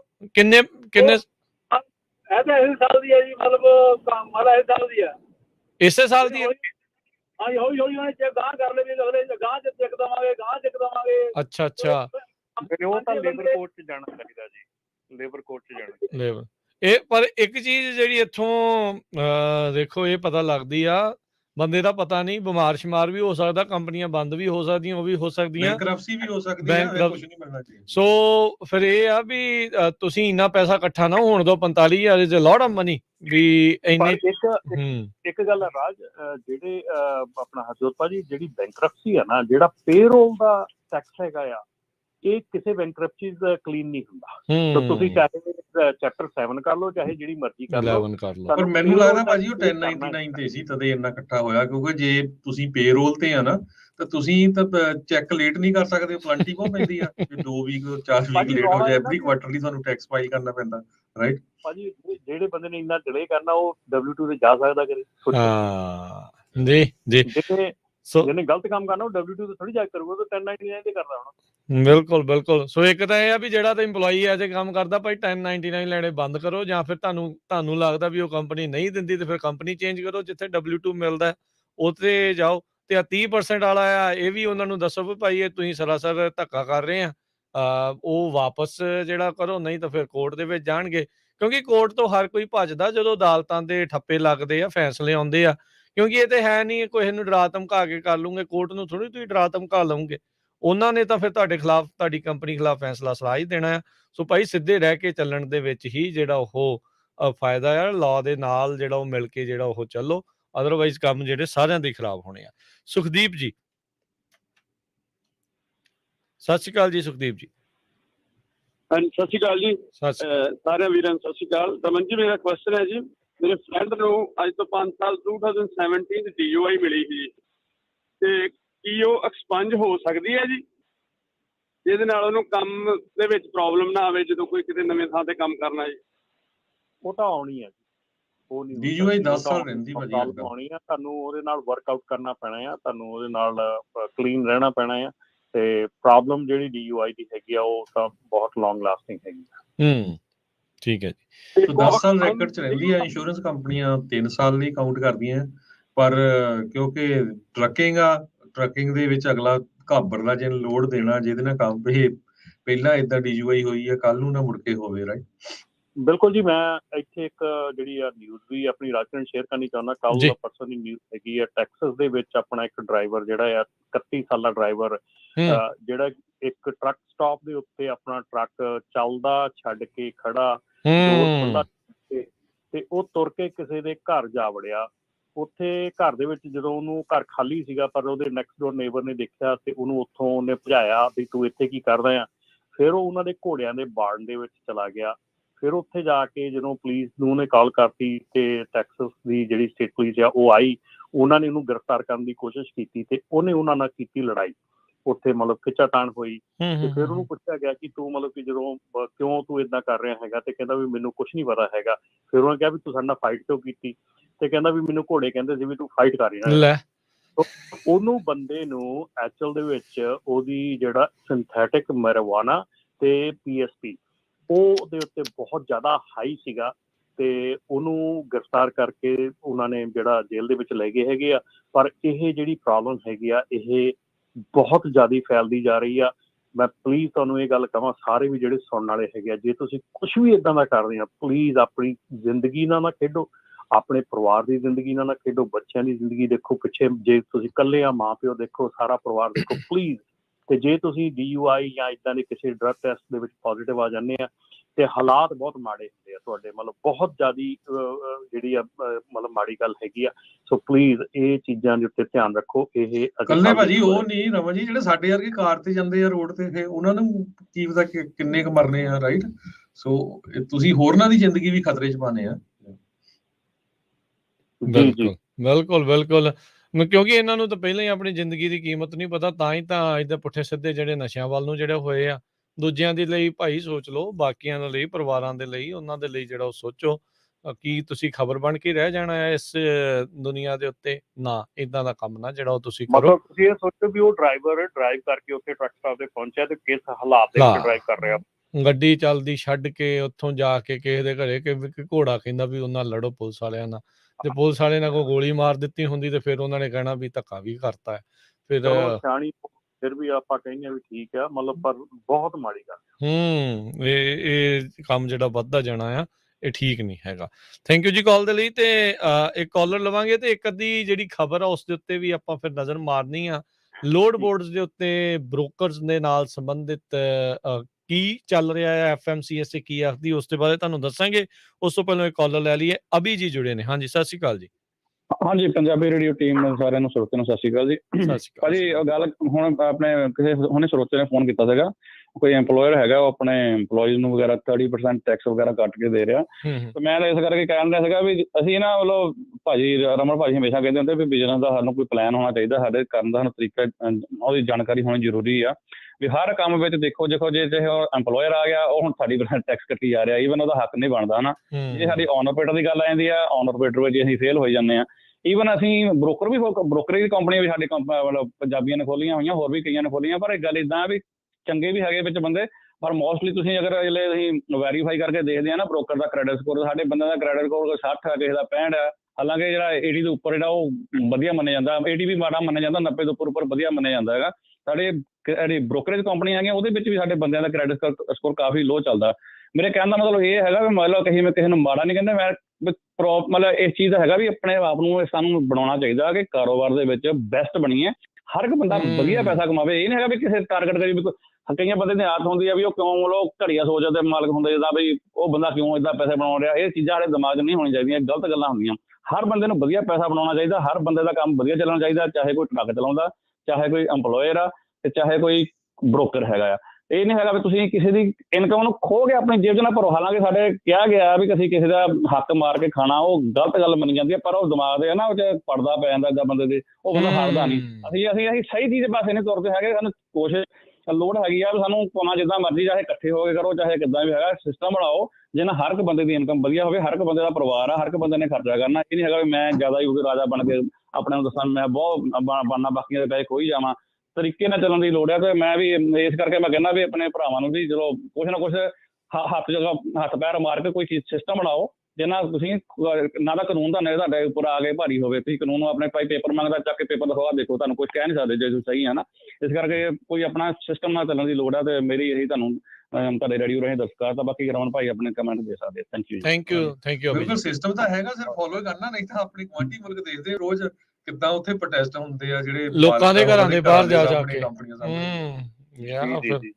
ਸੋ ਫਿਰ ਏਦਾਂ ਹੋਊਗਾ ਤੇ ਫਿਰ ਸਾਰਿਆਂ ਨੇ ਕਹਿਣਾ ਯਾਰ ਧੱਕਾ, ਸਾਨੂੰ ਬਦਨਾਮ ਕਰਦੇ ਆ। ਪਰ ਫਿਰ ਏਦਾਂ ਵੀ ਜੇ ਸਹੀ ਸਾਰੇ ਜਾਣੇ ਮਿਲ ਜੁਲ ਕੇ ਚੱਲਦੇ ਆ ਤਾਂ ਉਹਦੇ ਨਾਲ ਠੀਕ ਚੱਲਦਾ ਹੈ ਕੰਮ, ਏਦਾਂ ਦੀ ਨੌਬਤ ਨਹੀਂ ਆਉਂਦੀ। ਜੀ ਰਮਨ ਜੀ। ਬਿਲਕੁਲ ਜੀ, ਇਹ ਜਿਹੜੀਆਂ ਚੀਜ਼ਾਂ ਹੈਗੀਆਂ, ਜਿਹੜੀਆਂ ਗੱਲਾਂ ਹੈਗੀਆਂ, ਆਪਾਂ ਹੁਣ ਬਹੁਤ ਸਾਲਾਂ ਦੇ ਇੱਥੇ ਹੈਗੀਆਂ, 30 ਸਾਲ ਤੋਂ ਉੱਤੇ ਹੋ ਚੱਲਿਆ ਹੈਗਾ, ਤੇ ਇੱਥੋਂ ਦਾ ਸਿਸਟਮ ਦੇ ਨਾਲ ਵਰਕ ਕਰਨਾ ਜਿਹੜਾ ਹੈ ਉਹ ਸਿੱਖ ਲਿਆ ਹੈਗਾ, ਇੱਥੋਂ ਦੇ ਸਿਸਟਮ ਦੇ ਵਿੱਚ ਰਹਿਣਾ ਸਿੱਖ ਲਿਆ ਹੈਗਾ। ਸਿਸਟਮ ਦੇ ਖਿਲਾਫ ਤੁਸੀਂ ਕੋਈ ਵੀ ਗੱਲ ਕਰਦੇ ਹੈਗੇ, ਅਲਟੀਮੇਟਲੀ ਕਿਤੇ ਨਾ ਕਿਤੇ ਤੁਸੀਂ ਅੜਿੱਕ ਕੇ ਆ ਜਾਂਦੇ ਆ। ਤੇ ਜਿਹੜੇ ਕੋਈ ਵੀ ਇਸ ਤਰ੍ਹਾਂ ਦਾ ਮਸਲਾ ਹੈਗਾ, ਖਾਸ ਕਰਕੇ ਜਿਹੜਾ W2 1099 ਦਾ ਹੈਗਾ, ਇਹ ਅਸੀਂ ਬਹੁਤ ਜ਼ਿਆਦਾ ਦੇਰ ਦੇ ਗੱਲ ਕਹਿ ਰਹੇ ਹਾਂ ਕਿ ਤੁਸੀਂ ਇਹ ਚੀਜ਼ ਦੇ ਉੱਤੇ ਕੰਪਲਾਇੰਸ ਦੇ ਵਿੱਚ ਆਓ, ਕਿਉਂਕਿ ਇਹ ਚੀਜ਼ ਗਲਤ ਆ। ਤੁਸੀਂ ਕਿਸੇ ਦੇ ਭਵਿੱਖ ਦੇ ਨਾਲ ਵੀ ਖੇਲ ਰਹੇ ਹੈਗੇ ਆ। ਠੀਕ ਆ, ਜੇ ਜਿਹੜਾ ਕੰਮ ਕਰਨ ਵਾਲਾ ਜੇ ਉਹਨੂੰ ਨਹੀਂ ਪਤਾ ਹੈਗਾ, ਜੇ ਉਹ ਨਹੀਂ ਜਾਣਦਾ ਹੈਗਾ, ਉਹ ਨਵਾਂ ਇੰਡੀਆ ਤੋਂ ਆਇਆ ਹੈਗਾ, ਇਹਦਾ ਮਤਲਬ ਇਹ ਨਹੀਂ ਗਾ ਕਿ ਆਪਾਂ ਉਹਨੂੰ ਇੱਥੇ ਮਿਸਯੂਜ਼ ਕਰੀਏ, ਕਿ ਉਹਦੀ ਨਾ ਸਮਝ ਹੈਗਾ ਉਹਨੂੰ ਮਿਸਯੂਜ਼ ਕਰੀਏ। ਤੁਹਾਨੂੰ ਪਤਾ ਹੈਗਾ, ਤੁਸੀਂ ਬਿਜ਼ਨਸ ਚਲਾਉਣੇ ਹੈਗੇ, ਤੁਸੀਂ ਪੁਰਾਣੇ ਹੈਗੇ ਆ, ਤੁਸੀਂ ਉਸ ਚੀਜ਼ ਦੇ ਉੱਤੇ ਅਮਲ ਕਰੋ, ਤੁਸੀਂ ਉਸ ਚੀਜ਼ ਦੇ ਉੱਤੇ ਅਸਰ ਕਰੋ, ਔਰ ਜਿਹੜਾ ਹੱਕ ਬਣਦਾ ਹੈਗਾ ਉਹ ਦਿਓ। ਬਾਕੀ ਦੂਸਰੀਆਂ ਗੱਲਾਂ ਹੈਗੀਆਂ ਕਿ ਜਿਹੜੀਆਂ ਸਿਸਟਮ ਦੇ ਵਿੱਚ ਆ, ਅਗੇਨ ਸਾਰੀਆਂ ਟਰੱਕਿੰਗ ਕੰਪਨੀਆਂ ਗਲਤ ਨਹੀਂ ਹੈਗੀਆਂ। ਬਹੁਤ ਟਰੱਕਿੰਗ ਕੰਪਨੀਆਂ ਐਸੀਆਂ ਹੈਗੀਆਂ ਜਿਨ੍ਹਾਂ ਨੂੰ ਅਸੀਂ ਡੇਲੀ ਬੇਸਿਸ ਤੇ ਮਿਲਦੇ ਆ, ਜਿਨ੍ਹਾਂ ਦੇ ਨਾਲ ਜਿਹੜੇ ਕਿ ਬੜੇ ਪ੍ਰੋਪਰ ਢੰਗ ਦੇ ਨਾਲ ਕੰਮ ਕਰ ਰਹੇ ਹੈਗੇ ਆ, ਬੜੇ ਵਧੀਆ ਢੰਗ ਨਾਲ ਕੰਮ ਕਰ ਰਹੇ ਔਰ ਬੜੀ ਵਧੀਆ ਗਰੋਥ ਹੈਗੀ ਉਹਨਾਂ ਦੀ। ਇਹ ਨਹੀਂ ਹੈਗਾ ਕਿ ਉਹਨਾਂ ਦੀ ਗਰੋਥ ਨਹੀਂ ਹੈਗੀ। ਹੁਣ ਕਈ ਵਾਰੀ ਸਾਨੂੰ ਟਰੱਕਿੰਗ ਕੰਪਨੀਆਂ ਅਸੀਂ ਆਮ ਤੌਰ ਤੇ ਮਿਲਦੇ ਹਾਂ, ਉਹ ਕਹਿੰਦੇ ਯਾਰ ਜੇ ਪੇਰੋਲ ਟੈਕਸ ਦੇਣਾ ਪੈ ਗਿਆ, ਖਰਚਾ ਤਾਂ ਅੱਗੇ ਨਹੀਂ ਚੱਲਦਾ, ਤੇ ਫਿਰ ਇਹ ਤਾਂ ਫਿਰ ਕੰਮ ਖਰਾਬ ਹੋ ਗਿਆ, ਤਾਂ ਹੁਣ ਕਿੱਥੋਂ ਦੇਵਾਂਗੇ। ਯਾਰ ਹੋਰ ਕੰਪਨੀਆਂ ਦੇਖੋ ਨਾ, ਜਿਹੜੀਆਂ ਆਪਾਂ ਕਹਿੰਦੇ ਗੋਰਿਆਂ ਦੀਆਂ ਕੰਪਨੀਆਂ ਕਰਦੀਆਂ, ਆਪਣੀ ਇੰਡੀਅਨ ਦੀਆਂ ਕੰਪਨੀਆਂ ਕਿੰਨੀਆਂ ਹੈਗੀਆਂ ਜਿਹੜੀਆਂ ਫੁੱਲੀ ਕੰਪਲਾਇੰਟ ਹੈਗੀਆਂ, ਜਿਹੜੀਆਂ ਫੁੱਲੀ ਸਾਰਾ ਕੁਝ ਪੇ ਕਰਦੀਆਂ ਹੈਗੀਆਂ। ਸੋ ਇਹ ਚੀਜ਼ਾਂ ਜਿਹੜੀਆਂ ਨਾ, ਇਹ ਬਹਾਨਾ ਹੁੰਦਾ ਨਾਟ ਟੂ ਡੂ ਥਿੰਗਸ, ਹੈ ਨਾ। ਤੇ ਜੇ ਤੁਸੀਂ ਇਹ ਚੀਜ਼ ਨੂੰ ਸੋਚ ਕੇ ਸ਼ੁਰੂ 'ਚ ਹੀ ਇਹ ਚੀਜ਼ ਨੂੰ ਅੰਡਰਸਟੈਂਡ ਕਰਕੇ ਬਿਜ਼ਨਸ 'ਚ ਆਓ ਕਿ ਸਾਨੂੰ ਪੇਰੋਲ ਟੈਕਸ ਵੀ ਦੇਣਾ ਪੈਣਾ, ਸਾਨੂੰ ਸਾਰੇ ਖਰਚੇ ਦੇਣੇ ਪੈਣੇ ਆ, ਤੇ ਫਿਰ ਉਹਦੇ ਬੇਸਿਸ ਤੇ ਡਿਸੀਜਨ ਬਣਾਓ ਨਾ ਕਿ ਤੁਸੀਂ ਬਿਜ਼ਨਸ 'ਚ ਆਉਣਾ ਕਿ ਨਹੀਂ ਆਉਣਾ, ਠੀਕ ਹੈ ਨਾ। ਸੋ ਅੱਜ ਦੂਜੀ ਗੱਲ ਜਿਹੜੀ ਸਾਡੀ ਸੋਚ ਹੈ ਨਾ, ਅਸੀਂ ਇੰਡੀਅਨ ਸੋਚ ਜਿਹੜੀ ਹੈਗੀ, ਉੱਥੇ ਉਹੀ ਗੱਲ ਮੈਂ ਹਮੇਸ਼ਾ ਕਹਿੰਦਾ ਹੁੰਦਾ ਕਿ ਸਾਡੀ ਇਹ ਸੋਚ ਬਣੀ ਆ ਕਿ ਸਹੀ ਕੰਮ ਦੇ ਨਾਲ ਪੈਸੇ ਨਹੀਂ ਬਣਦੇ, ਗਲਤ ਕੰਮ ਨਾਲ ਹੀ ਪੈਸੇ ਬਣ ਸਕਦੇ। ਸੋ ਇਹਦੇ ਨਾਲ ਇਹ ਹੁੰਦਾ ਆ ਹਰਜੋਤ ਜੀ ਤੇ ਰਮਨ ਜੀ, ਵੀ ਜਿਹੜੀਆਂ ਸਹੀ ਚੱਲ ਰਹੀਆਂ ਕੰਪਨੀਆਂ ਆ, ਉਹ ਫਿਰ ਕਹਿੰਦੀਆਂ ਯਾਰ ਅਸੀਂ ਕਹਿਣਾ ਮੰਨੀ ਜਾਂਦੇ, ਅਸੀਂ ਲਾ ਦੇ ਨਾਲ ਚੱਲਦੇ ਆ, ਤੇ ਏਦਾਂ, ਤੇ ਦੂਜੀਆਂ ਆਉਂਦੀਆਂ ਉਹ ਏਦਾਂ ਕਰਦੀਆਂ, ਤੇ ਫਿਰ ਉਹ ਕਈ ਵਾਰੀ ਉਧਰਲੇ ਪਾਸੇ ਨੂੰ ਗਲਤ ਕੰਮ ਕਰਨ ਨੂੰ ਏਦਾਂ ਦੀਆਂ ਕੰਪਨੀਆਂ ਜਿਹੜੇ ਕਰ ਰਹੇ ਪੁੱਠੇ ਕੰਮ ਪੁਸ਼ ਕਰਦੀਆਂ। ਫਿਰ ਸਿਸਟਮ ਦੇ ਵਿੱਚ ਹੋਰ ਜ਼ਿਆਦਾ ਵਿਗਾੜ ਜਿਹੜਾ ਉਹ ਬਣਦਾ ਜਾਂਦਾ। ਉਹ ਬੰਦਾ ਕਹਿੰਦਾ ਯਾਰ ਮੈਂ ਇੰਨੇ ਸਾਲਾਂ ਤੋਂ ਠੀਕ ਚੱਲੀ ਜਾਂਦਾ ਆ ਗਲਤ ਕਰੀ ਜਾਂਦਾ, ਇਹਨੂੰ ਤਾਂ ਕੋਈ ਪੁੱਛਦਾ ਨਹੀਂ, ਮੈਂ ਐਵੇਂ ਠੀਕ ਚੱਲੀ ਜਾਂਦਾ। ਸੋ ਏਦਾਂ ਨਹੀਂ ਆ, ਇਵੈਂਚੁਅਲੀ ਜਦੋਂ ਲਾ ਨੇ ਕੈਚਅਪ ਕਰਨਾ ਆ, ਉਹਨਾਂ ਦਾ ਹਾਲ ਮਾੜਾ ਹੋਣਾ ਆ। ਫਿਰ ਆਪਾਂ ਤਾਂਹੀਓ ਵੇਖਦੇ ਆ ਵੀ ਕਿਤੇ ਬੰਦ ਹੋ ਗਈ, ਕਿਤੇ ਆਹ ਹੋ ਗਿਆ, ਕਿਤੇ ਕੋਈ ਭੱਜ ਗਏ, ਕਿਤੇ ਕੁਛ ਹੋ ਗਿਆ। ਸੋ ਇਹ ਚੀਜ਼ਾਂ ਦਾ ਧਿਆਨ ਰੱਖਣ ਦੀ ਜ਼ਰੂਰਤ ਆ। ਰਾਜਕਿਰਨ ਮੈਂ ਦੂਜੀ ਆਪਾਂ ਨਿਊਜ਼ ਤੇ ਜਾਈਏ ਇਸ ਤੋਂ ਪਹਿਲਾਂ ਇੱਕ ਚੀਜ਼ ਮੈਂ ਸ਼ੇਅਰ ਕਰਨੀ ਚਾਹੁੰਦਾ, ਜਿਹੜੀਆਂ ਮੈਨੂੰ ਰੀਸੈਂਟ ਵੀਕ ਦੇ ਵਿੱਚ ਕਾਫੀ ਇਹਦੇ ਬਾਰੇ 'ਚ ਪਤਾ ਲੱਗਾ ਔਰ ਕਾਲਸ ਆਈਆਂ ਹੈਗੀਆਂ ਕਿ ਅੱਜ ਕੱਲ੍ਹ ਬਹੁਤ ਮਾਹੌਲ ਚੱਲ ਰਿਹਾ ਹੈਗਾ ਕਿ ਆਪਣੇ ਟਰੱਕ ਨੂੰ ਕਹਿ ਦਿੰਦੇ ਆ ਕਿ ਉਹ ਭਾਈ ਸਾਡਾ ਟਰੱਕ ਇੱਥੇ ਖਰਾਬ ਹੋ ਗਿਆ, ਵੀ ਸਾਡਾ ਪਾਰਟਸ ਲੈ ਜਾਓ, ਸਾਡਾ ਆਹ ਲੈ ਜਾਓ, ਹੈ ਨਾ, ਸਾਨੂੰ ਇੱਥੋਂ ਇੱਥੇ ਲੈ ਜਾਓ। ਆਹ ਚੀਜ਼ ਬਹੁਤ ਚੀਜ਼ ਇੱਦਾਂ ਦੀ ਹੋ ਰਹੀ ਹੈਗੀ ਆ। ਮੈਨੂੰ ਇਹ ਸੁਣਨ 'ਚ ਆਇਆ ਹੈਗਾ, ਕਾਲਸ ਵੀ ਆਈਆਂ ਹੈਗੀਆਂ, ਪਤਾ ਲੱਗਾ ਹੈਗਾ ਕਿ ਜਿਹੜੇ ਪੈਕੇਜਸ ਤੁਸੀਂ ਕੋਈ ਵੀ ਡੱਬਾ, ਕੋਈ ਪਾਰਟਸ ਸਮਝ ਕੇ ਲੈ ਕੇ ਜਾ ਰਹੇ ਹੈਗੇ ਆ, ਉਹਨੂੰ ਪਲੀਜ਼ ਖੋਲ ਕੇ ਚੈੱਕ ਜ਼ਰੂਰ ਕਰ ਲਿਓ, ਕਿਉਂਕਿ ਉਹਦੇ ਵਿੱਚ ਅਨਵਾਂਟਡ ਸਬਸਟੈਂਸਸ ਜਿਹੜੇ ਹੈਗੇ ਉਹ ਟ੍ਰਾਂਸਫਰ ਹੋ ਰਹੇ ਹੈਗੇ ਆ। ਸੋ ਉਹਦੇ ਵਿੱਚ ਜਿਹੜੀ ਡਰੱਗ ਹੈਗੀ ਆ, ਕੁਛ ਵੀ ਇੱਦਾਂ ਦਾ ਜਿਹੜੇ ਸਬਸਟੈਂਸਸ ਹੈਗੇ ਆ, ਉਹ ਟ੍ਰਾਂਸਫਰ ਹੋ ਰਹੇ ਹੈਗੇ ਅੱਜ ਕੱਲ੍ਹ, ਉਹ ਕੀਤਾ ਜਾ ਰਿਹਾ ਹੈਗਾ। ਤੁਹਾਨੂੰ ਸਮਗਲਰ ਨਾ ਬਣਾ ਦੇਣਗੇ ਤੇ ਤੁਹਾਨੂੰ ਪਤਾ ਹੋਣ ਤੋਂ ਬਗੈਰ। ਜਿਹੜਾ ਮਦਦ ਕਰਨ ਵਾਲਾ ਬੰਦਾ ਹੈਗਾ, ਉਹ ਬੜੇ ਸੋਚ ਸਮਝ ਕੇ ਮਦਦ ਕਰੋ। ਹਾਂ, ਮੈਂ ਨਹੀਂ ਕਹਿੰਦਾ ਕਿ ਤੁਸੀਂ ਨਾ ਲੈ ਕੇ ਜਾਓ, ਲੇਕਿਨ ਉਹਨੂੰ ਖੋਲ ਕੇ ਦੇਖੋ, ਸਮਝੋ ਵੀ ਉਹਦੇ 'ਚ ਕੀ ਆ, ਕਾਹਦੇ ਲਈ ਭੇਜ ਰਹੇ ਆ, ਕਿੱਥੇ, ਕਿੱਦਾਂ, ਸਾਰੀ ਡੀਟੇਲ 'ਚ ਦੇਖੋ। ਇਹ ਰੀਸੈਂਟ ਵੀਕਸ ਦੇ ਵਿੱਚ ਇਹ ਕਹਾਣੀ ਜਿਹੜੀ ਆ ਇਹ ਵਾਪਰਨੀ ਸ਼ੁਰੂ ਹੋਈ ਆ, ਔਰ ਇਹਦੇ ਉੱਤੇ ਬਿਲਕੁਲ ਜਿਹੜਾ ਆ ਉਹ ਧਿਆਨ ਰੱਖੋ ਕਿ ਤੁਸੀਂ ਕੀ ਤੇ ਕਦੋਂ ਤੇ ਕਿੱਦਾਂ ਟਰਾਂਸਪੋਰਟ ਕਰ ਰਹੇ ਹੈਗੇ, ਕਿਉਂਕਿ ਤੁਸੀਂ you might become a victim and you don't even know that. Same ਹੀ ਆ, ਜਦੋਂ ਤੁਸੀਂ ਇੰਡੀਆ ਤੋਂ ਆਉਂਦੇ ਵੀ ਜੀ ਸਾਡੀ ਆ ਸੀਟ ਆਪਣੀ ਲੈ ਜਾਓ, ਬੈਲਟ ਲੈ ਜਾਓ ਜਾਂ ਜੁੱਤੀ ਲੈ ਜਾਓ, ਤਾਂ ਜੁੱਤੀ ਦੇ ਤਲੇ ਜੋ ਫਿਰ ਮੁੜ ਕੇ ਫੀਮ ਨਿਕਲੀ ਜਾਂ ਹੋਰ ਉਹ ਬੰਦਾ ਰਗੜ ਹੋ ਗਿਆ, ਹਨਾ। ਸੋ ਸੇਮ ਹੀ ਆ, ਜੇ ਤੁਸੀਂ ਕਿਸੇ ਦਾ ਸਮਾਨ ਲੈ ਕੇ ਜਾਣਾ ਭਾਈ ਉਹਨੂੰ ਚੱਜ ਨਾਲ ਚੈੱਕ ਕਰੋ, ਕਿਉਂਕਿ ਨਹੀਂ ਤਾਂ ਤੁਹਾਡੇ ਟਰੱਕ 'ਚ ਜਾ ਰਿਹਾ ਫਿਰ ਫੜ ਤਾਂ ਤੁਸੀਂ ਹੋਣਾ ਆ। ਸੋ ਰਮਨ ਜੀ, ਇੱਕ ਜਿਹੜੇ ਸੁਖਦੀਪ ਬਾਠ ਹੋਣਾ ਨੇ ਪੁੱਛਿਆ ਸੀ, ਕਹਿੰਦੇ ਵੀ ਮੈਨੂੰ ਆਨਸਰ ਨਹੀਂ ਜਿਹੜਾ ਉਹ ਮਿਲਿਆ ਐਕਸਪੰਜ ਕਰਨ ਵਾਲਾ ਜਿਹੜਾ ਆ, ਸੋ ਉਹਦੇ ਵਿੱਚ ਕੁਝ ਹੋਰ ਵੀ ਐਡ ਕਰਨ ਵਾਲਾ ਸੀ ਹਰਜੋਤ ਸਿੰਘ ਜੀ, ਜਾਂ ਠੀਕ ਸੀਗਾ ਵੀ ਉਹ ਜਿਹੜਾ DUI ਐਕਸਪੰਜ ਕਰਨ ਵਾਲੀ ਗੱਲ ਸੀ? ਮੇਰੇ ਖਿਆਲ ਦੇ ਵਿੱਚ ਤਾਂ ਨਹੀਂ, ਉਹਦੇ ਵਿੱਚ ਕੁਝ ਵੀ ਜਿਹੜਾ ਹੋਰ ਐਡ ਹੋ ਸਕਦਾ ਆ, ਕਿਉਂਕਿ ਜਿਹੜੀ ਹਰ ਕੰਪਨੀ ਜਿਹੜੀ ਹਾਇਰ ਕਰਦੀ ਆ, ਉਹਦੀ ਆਪਣੀ ਕੰਪਨੀ ਪਾਲਿਸੀ ਹੈਗੀ ਹੈ ਕਿ ਉਹਨੇ ਕੀ ਕਰਨਾ ਹੈਗਾ DUI ਲਈ।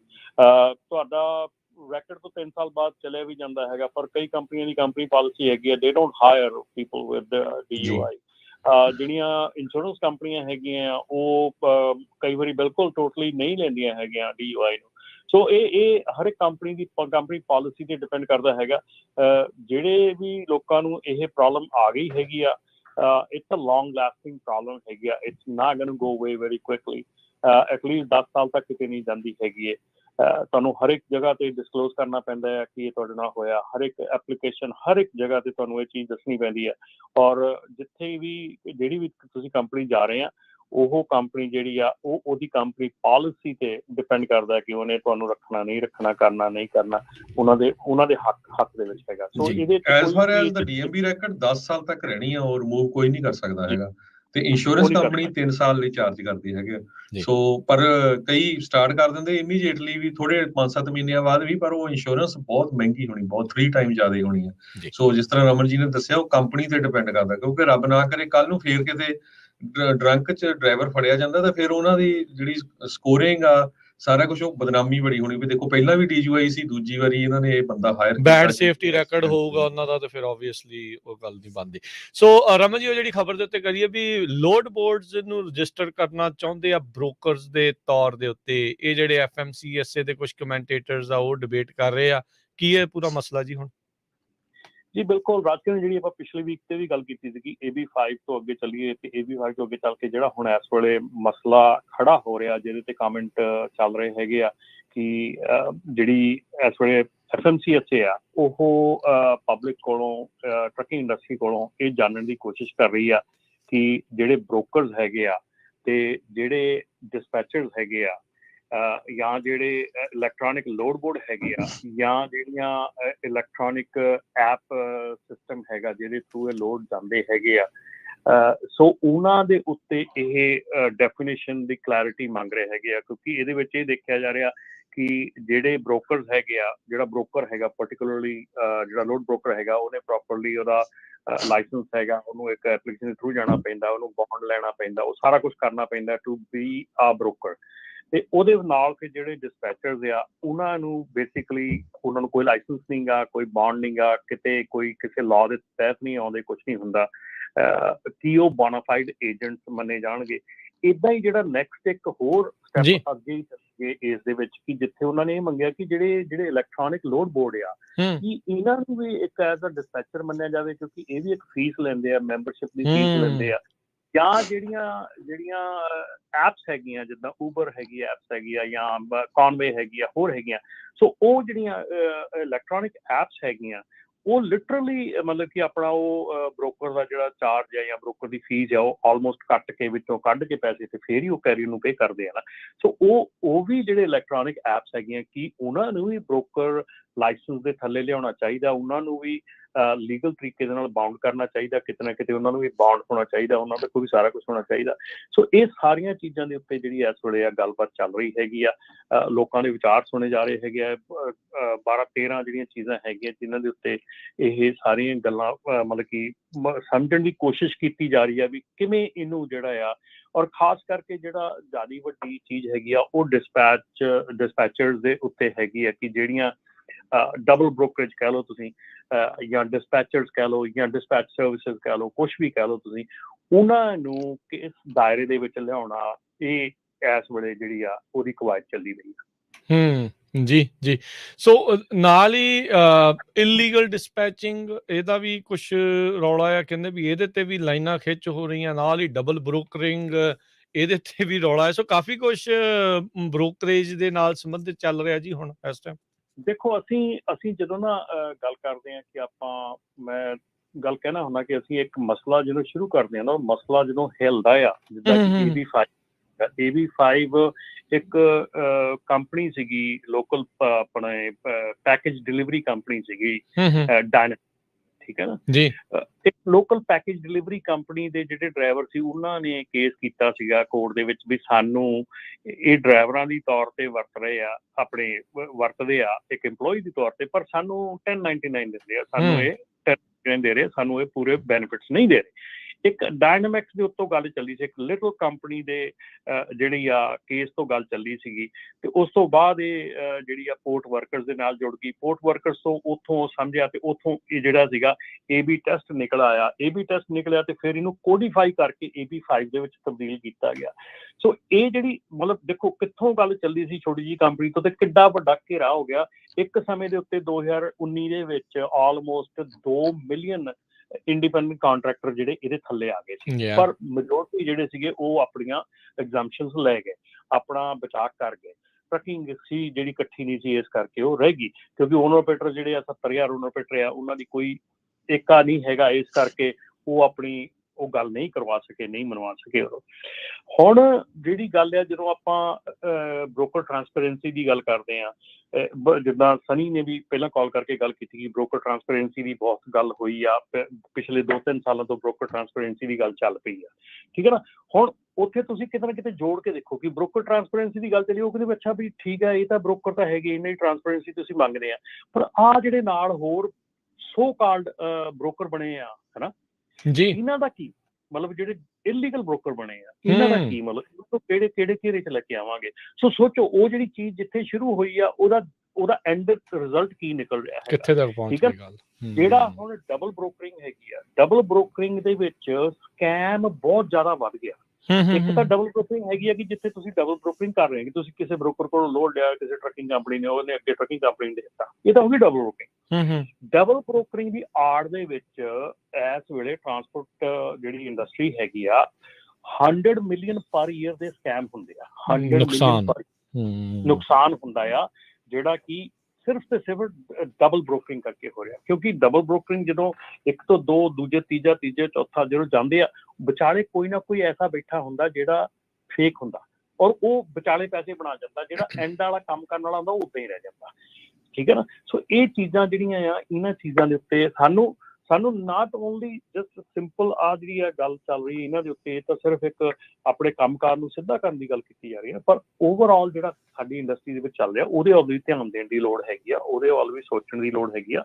ਆਉਣ ਵਾਲੇ ਜਿਹੜੇ ਟਾਈਮ ਹੈਗੇ ਆ, ਉਹਨਾਂ ਦੇ ਵਿੱਚ ਇਹ ਚੀਜ਼ਾਂ ਦੇ ਉੱਤੇ ਲਾਅ ਮੇਕਿੰਗ ਪ੍ਰੋਸੈਸ ਜਿਹੜਾ ਇਨ ਪ੍ਰੋਸੈਸ ਹੈਗਾ, ਸੋ ਉਹਦੇ ਵੱਲ ਵੀ ਧਿਆਨ ਜੀ। ਸੋ ਇਹ ਸਕੈਮ ਇੱਦਾਂ ਕਰਦੇ ਆ ਵੀ ਕੋਈ ਵੀ ਵਿਚਾਲੇ ਇੱਕ ਬੰਦਾ ਜਿਹਦੇ ਕੋਲ ਨਾ ਕੋਈ ਕੈਰੀਅਰ ਨੰਬਰ ਆ, ਨਾ ਕੁਛ ਆ, ਨਕਲੀ ਚੀਜ਼ਾਂ ਲਿਖ ਕੇ ਲੋਡ ਅਸਲੀ ਬ੍ਰੋਕਰ ਤੋਂ ਚੱਕ ਕੇ ਫਿਰ ਗਾਂਹ ਤੁਹਾਨੂੰ ਦਿੰਦਾ ਆ, ਤੇ ਉਹ ਵਿਚਾਲੇ ਜਿਹੜਾ ਆ ਉਹ ਚੰਗੀ ਕੁੰਡੀ ਜਿਹੜੀ ਉਹ ਫਿਰ ਲਾਈ ਜਾਂਦਾ ਆ, ਤੇ ਤੁਸੀਂ ਤਾਂ ਆਪਣੇ ਵੱਲੋਂ ਤਾਂ ਲੈਜੀਟੀਮੇਟ ਕੰਮ ਕਰਦੇ ਆ, ਕੈਰੀਅਰਸ ਜਿਹੜੇ ਆ, ਪਰ ਵਿਚਾਲੇ ਜਿਹੜੇ ਉਹ ਤੁਹਾਨੂੰ ਇਦਾਂ ਹੀ ਸਕੈਮ ਕਰੀ ਜਾਂਦੇ ਆ। ਸੋ ਭਾਈ ਬਚ ਕੇ ਉਹਦੇ ਵਿੱਚ ਇਹ ਚੀਜ਼ਾਂ ਆ ਕਿ ਤੁਹਾਨੂੰ ਜਿਹੜੀ ਕੰਪਨੀ ਤੋਂ ਲੋਡ ਮਿਲੂਗਾ ਉਹ ਲੱਗੂਗੀ ਬੜੀ ਮਤਲਬ ਕਿ ਬਹੁਤ ਵਧੀਆ ਤਗੜੀ ਕੰਪਨੀ ਹੈਗੀ, ਉਹਦੇ ਨਾਲ ਦਾ ਨਾਂ ਜਾਂ ਇੱਕ ਅੱਧਾ ਅੱਖਰ ਵਿੱਚੋਂ ਬਦਲ ਲੈਂਦੇ ਆ, ਉਦਾਂ ਦਾ ਰੱਖਿਆ ਹੁੰਦਾ। ਤੇ ਜੇ ਤੁਹਾਨੂੰ ਕੋਈ ਲੋਡ ਦੇ ਲਈ ਪੈਸੇ ਦੇ ਰਿਹਾ, ਉਹ ਅਨਐਕਸਪੈਕਟਡਲੀ ਹਾਈ ਪੈਸੇ ਦੇ ਰਿਹਾ, ਤਾਂ ਸਮਝ ਲਓ ਵੀ ਉਹ ਆਲਮੋਸਟ ਸਕੈਮ ਹੀ। ਉਹ ਫਿਰ ਠੱਗਣ ਦੀ ਜਿਹੜੀ ਕਵਾਇਦ ਹੁੰਦੀ ਆ। ਸਮਾਂ ਆਪਣੇ ਕੋਲ ਵੈਸੇ ਤਾਂ ਪੂਰਾ ਹੋ ਗਿਆ, 1-2 ਕਾਲਸ ਜਿਹੜੀਆਂ ਲਵਾਂਗੇ ਤੇ ਫਿਰ ਸਮਾਪਤੀ, ਤੇ ਬੇਨਤੀ ਜ਼ਰੂਰ ਕਰੂੰਗਾ ਕਾਲਰਸ ਨੂੰ ਵੀ ਜਲਦੀ ਗੱਲ ਖਤਮ ਕਰਨ ਦੀ ਕੋਸ਼ਿਸ਼ ਕਰਿਓ ਜੀ। ਸਨੀ ਆਏ ਨੇ ਕਰੀ ਫਿਰ। ਹਾਂਜੀ ਸਨੀ, ਸਤਿ ਸ਼੍ਰੀ ਅਕਾਲ।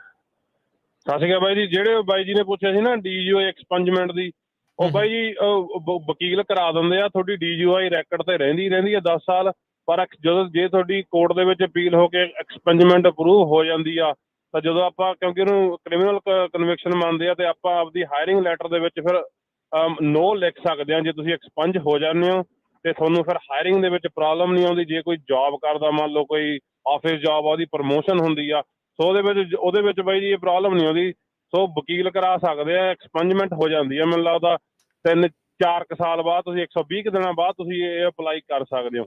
ਤੇ ਰੀਅਲੀ ਕੁਇਕ ਬਾਈ ਜੀ, ਜਿਹੜੇ ਆਪਣੇ ਆਹ ਜਣਾ ਖਣਾ ਲੋਡ ਬੋਰਡ ਤੇ ਲੋਡ ਪੋਸਟ ਕਰ ਦਿੰਦਾ ਨਾ, ਇਹਨਾਂ ਦੇ ਬਾਈ ਜੀ ਬੌਂਡ ਜ਼ਰੂਰ ਹੋਣੇ ਚਾਹੀਦੇ, ਵੀ ਬਿਨਾਂ ਬੌਂਡ ਤੋਂ ਅਪਲਾਈ ਕੀਤੇ ਇਹ ਲੋਡ ਨਹੀਂ ਪੋਸਟ ਕਰ ਸਕਦੇ, ਕਿਉਂਕਿ ਮਾਰਕੀਟ ਚੋਂ ਸਾਰੇ ਲੋਡ ਚੱਕ ਲੈਂਦੇ ਨੇ, ਜਦੋਂ ਕਵਰ ਹੁੰਦਾ ਨਹੀਂ ਫਿਰ ਬਾਹਰ ਵੇਚੀ ਜਾਂਦੇ ਨੇ ਲੋਕਾਂ ਨੂੰ। Thank you. ਸੋ ਇੱਥੇ ਫਿਰ ਰਮਨ ਜੀ ਵੀ ਇਹ ਜਿਹੜੇ ਇਲੈਕਟ੍ਰੋਨਿਕ ਲੋਡ ਬੋਰਡ ਆ, ਇਹਨਾਂ ਦੇ ਵਿੱਚ ਫਿਰ ਕੋਤਾਹੀ ਆ ਵੀ ਜਿਹਨੂੰ ਮਰਜ਼ੀ ਪੋਸਟ ਕਰਨ ਦਿੰਦੇ ਨੇ, ਜਾਂ ਕੀ ਉਹਨਾਂ ਦਾ ਕੋਈ ਹੁੰਦਾ ਆ ਵੀ ਇਹ ਹੇਰਾਫੇਰੀ ਹੋ ਕਿੱਦਾਂ ਜਾਂਦੀ ਹੈ ਵਿਦਆਊਟ ਬ੍ਰੋਕਰ ਬੌਂਡ ਜਿਹੜਾ ਉਹ ਲੋਡ ਪੋਸਟ ਕਰ ਰਹੇ? ਤਾਂ ਦੇਖੋ, without broker bond load post ਨਹੀਂ ਹੁੰਦਾ, ਠੀਕ ਹੈ ਨਾ, ਪਰ ਜਿਹੜੀਆਂ ਕੰਪਨੀਆਂ ਜਦੋਂ ਪ੍ਰੋਬਲਮ ਇਹ ਆ ਰਹੀ ਆ ਕਿ ਟਰੱਕਿੰਗ ਕੰਪਨੀ ਜਿਹੜੀ ਲੋਡ ਲੈਂਦੀ ਹੈਗੀ ਆ, ਉਹ ਆਪ ਦੇ ਨਾਂ ਤੇ as a trucking company load ਲੈਂਦੀ ਆ।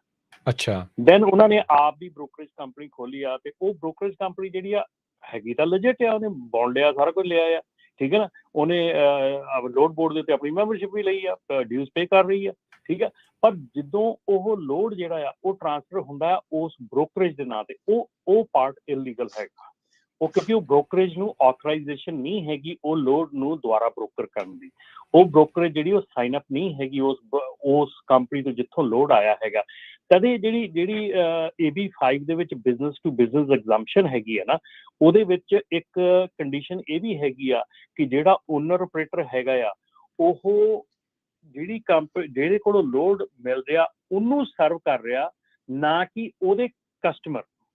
ਸੋ ਇਹ ਇੱਕ ਕੰਡੀਸ਼ਨ ਹੈਗੀ ਆ ਬਿਜ਼ਨਸ ਟੂ ਬਿਜ਼ਨਸ ਐਗਜ਼ੰਪਸ਼ਨ ਦੇ ਵਿੱਚ, ਜਿੱਥੇ ਕਿ ਡਬਲ ਬ੍ਰੋਕਰਿੰਗ ਨੂੰ ਥੋੜਾ ਜਿਹਾ ਕੰਟਰੋਲ ਕਰਨ ਦੀ ਕੋਸ਼ਿਸ਼ ਕੀਤੀ ਗਈ ਉਹਦੇ ਵਿੱਚ, ਕਿ ਜਿਹੜਾ ਓਨਰ ਆਪਰੇਟਰ ਹੈਗਾ ਉਹ ਤਾਂ ਓਨਰ ਆਪਰੇਟਰ ਮੰਨਿਆ ਜਾਊਗਾ ਜੇ ਉਹ ਲੋਡ ਲੈਣ ਵਾਲੇ ਨੂੰ ਡਾਇਰੈਕਟਲੀ ਸਰਵ ਕਰ ਰਿਹਾ, ਨਾ ਕਿ ਉਹਦੇ ਕਸਟਮਰ ਨੂੰ। ਜੀ ਜੀ, ਜਾਂਦੇ ਲਾਸਟ ਕਾਲਰ ਅਮਰਜੀਤ ਜੀ, ਸਤਿ ਸ਼੍ਰੀ ਅਕਾਲ। ਸਤਿ ਸ਼੍ਰੀ ਅਕਾਲ ਜੀ ਭਰਾਵਾਂ ਜੀ। ਸਤਿ ਸ਼੍ਰੀ ਅਕਾਲ ਭਾਈ ਆਪਾਂ ਸੁਣੀਦਾ ਬਈ ਅੰਪਲੋਇਰ ਨੇ ਵਰਕਰ ਦੇ ਪੈਸੇ ਮਾਰ ਲੈ ਜਾਂ ਪੈਸੇ ਘੱਟ ਦਿੱਤੇ ਨਾ ਆਪਾਂ ਨੂੰ ਪਤਾ ਵੀ ਇੱਥੇ ਅਮਰੀਕਾ 'ਚ ਲੇਬਰ ਦੀ ਕਦਰ ਕੀਤੀ ਜਾਂਦੀ ਆ ਨਾ ਟਾਈਮ ਦੀ ਵੀ ਕਦਰ ਕੀਤੀ ਜਾਂਦੀ ਆ ਨਾ। ਇੱਥੇ ਇਹ ਬਹੁਤ ਵੱਡੀ ਗੱਲ ਹੈ ਇੱਥੇ।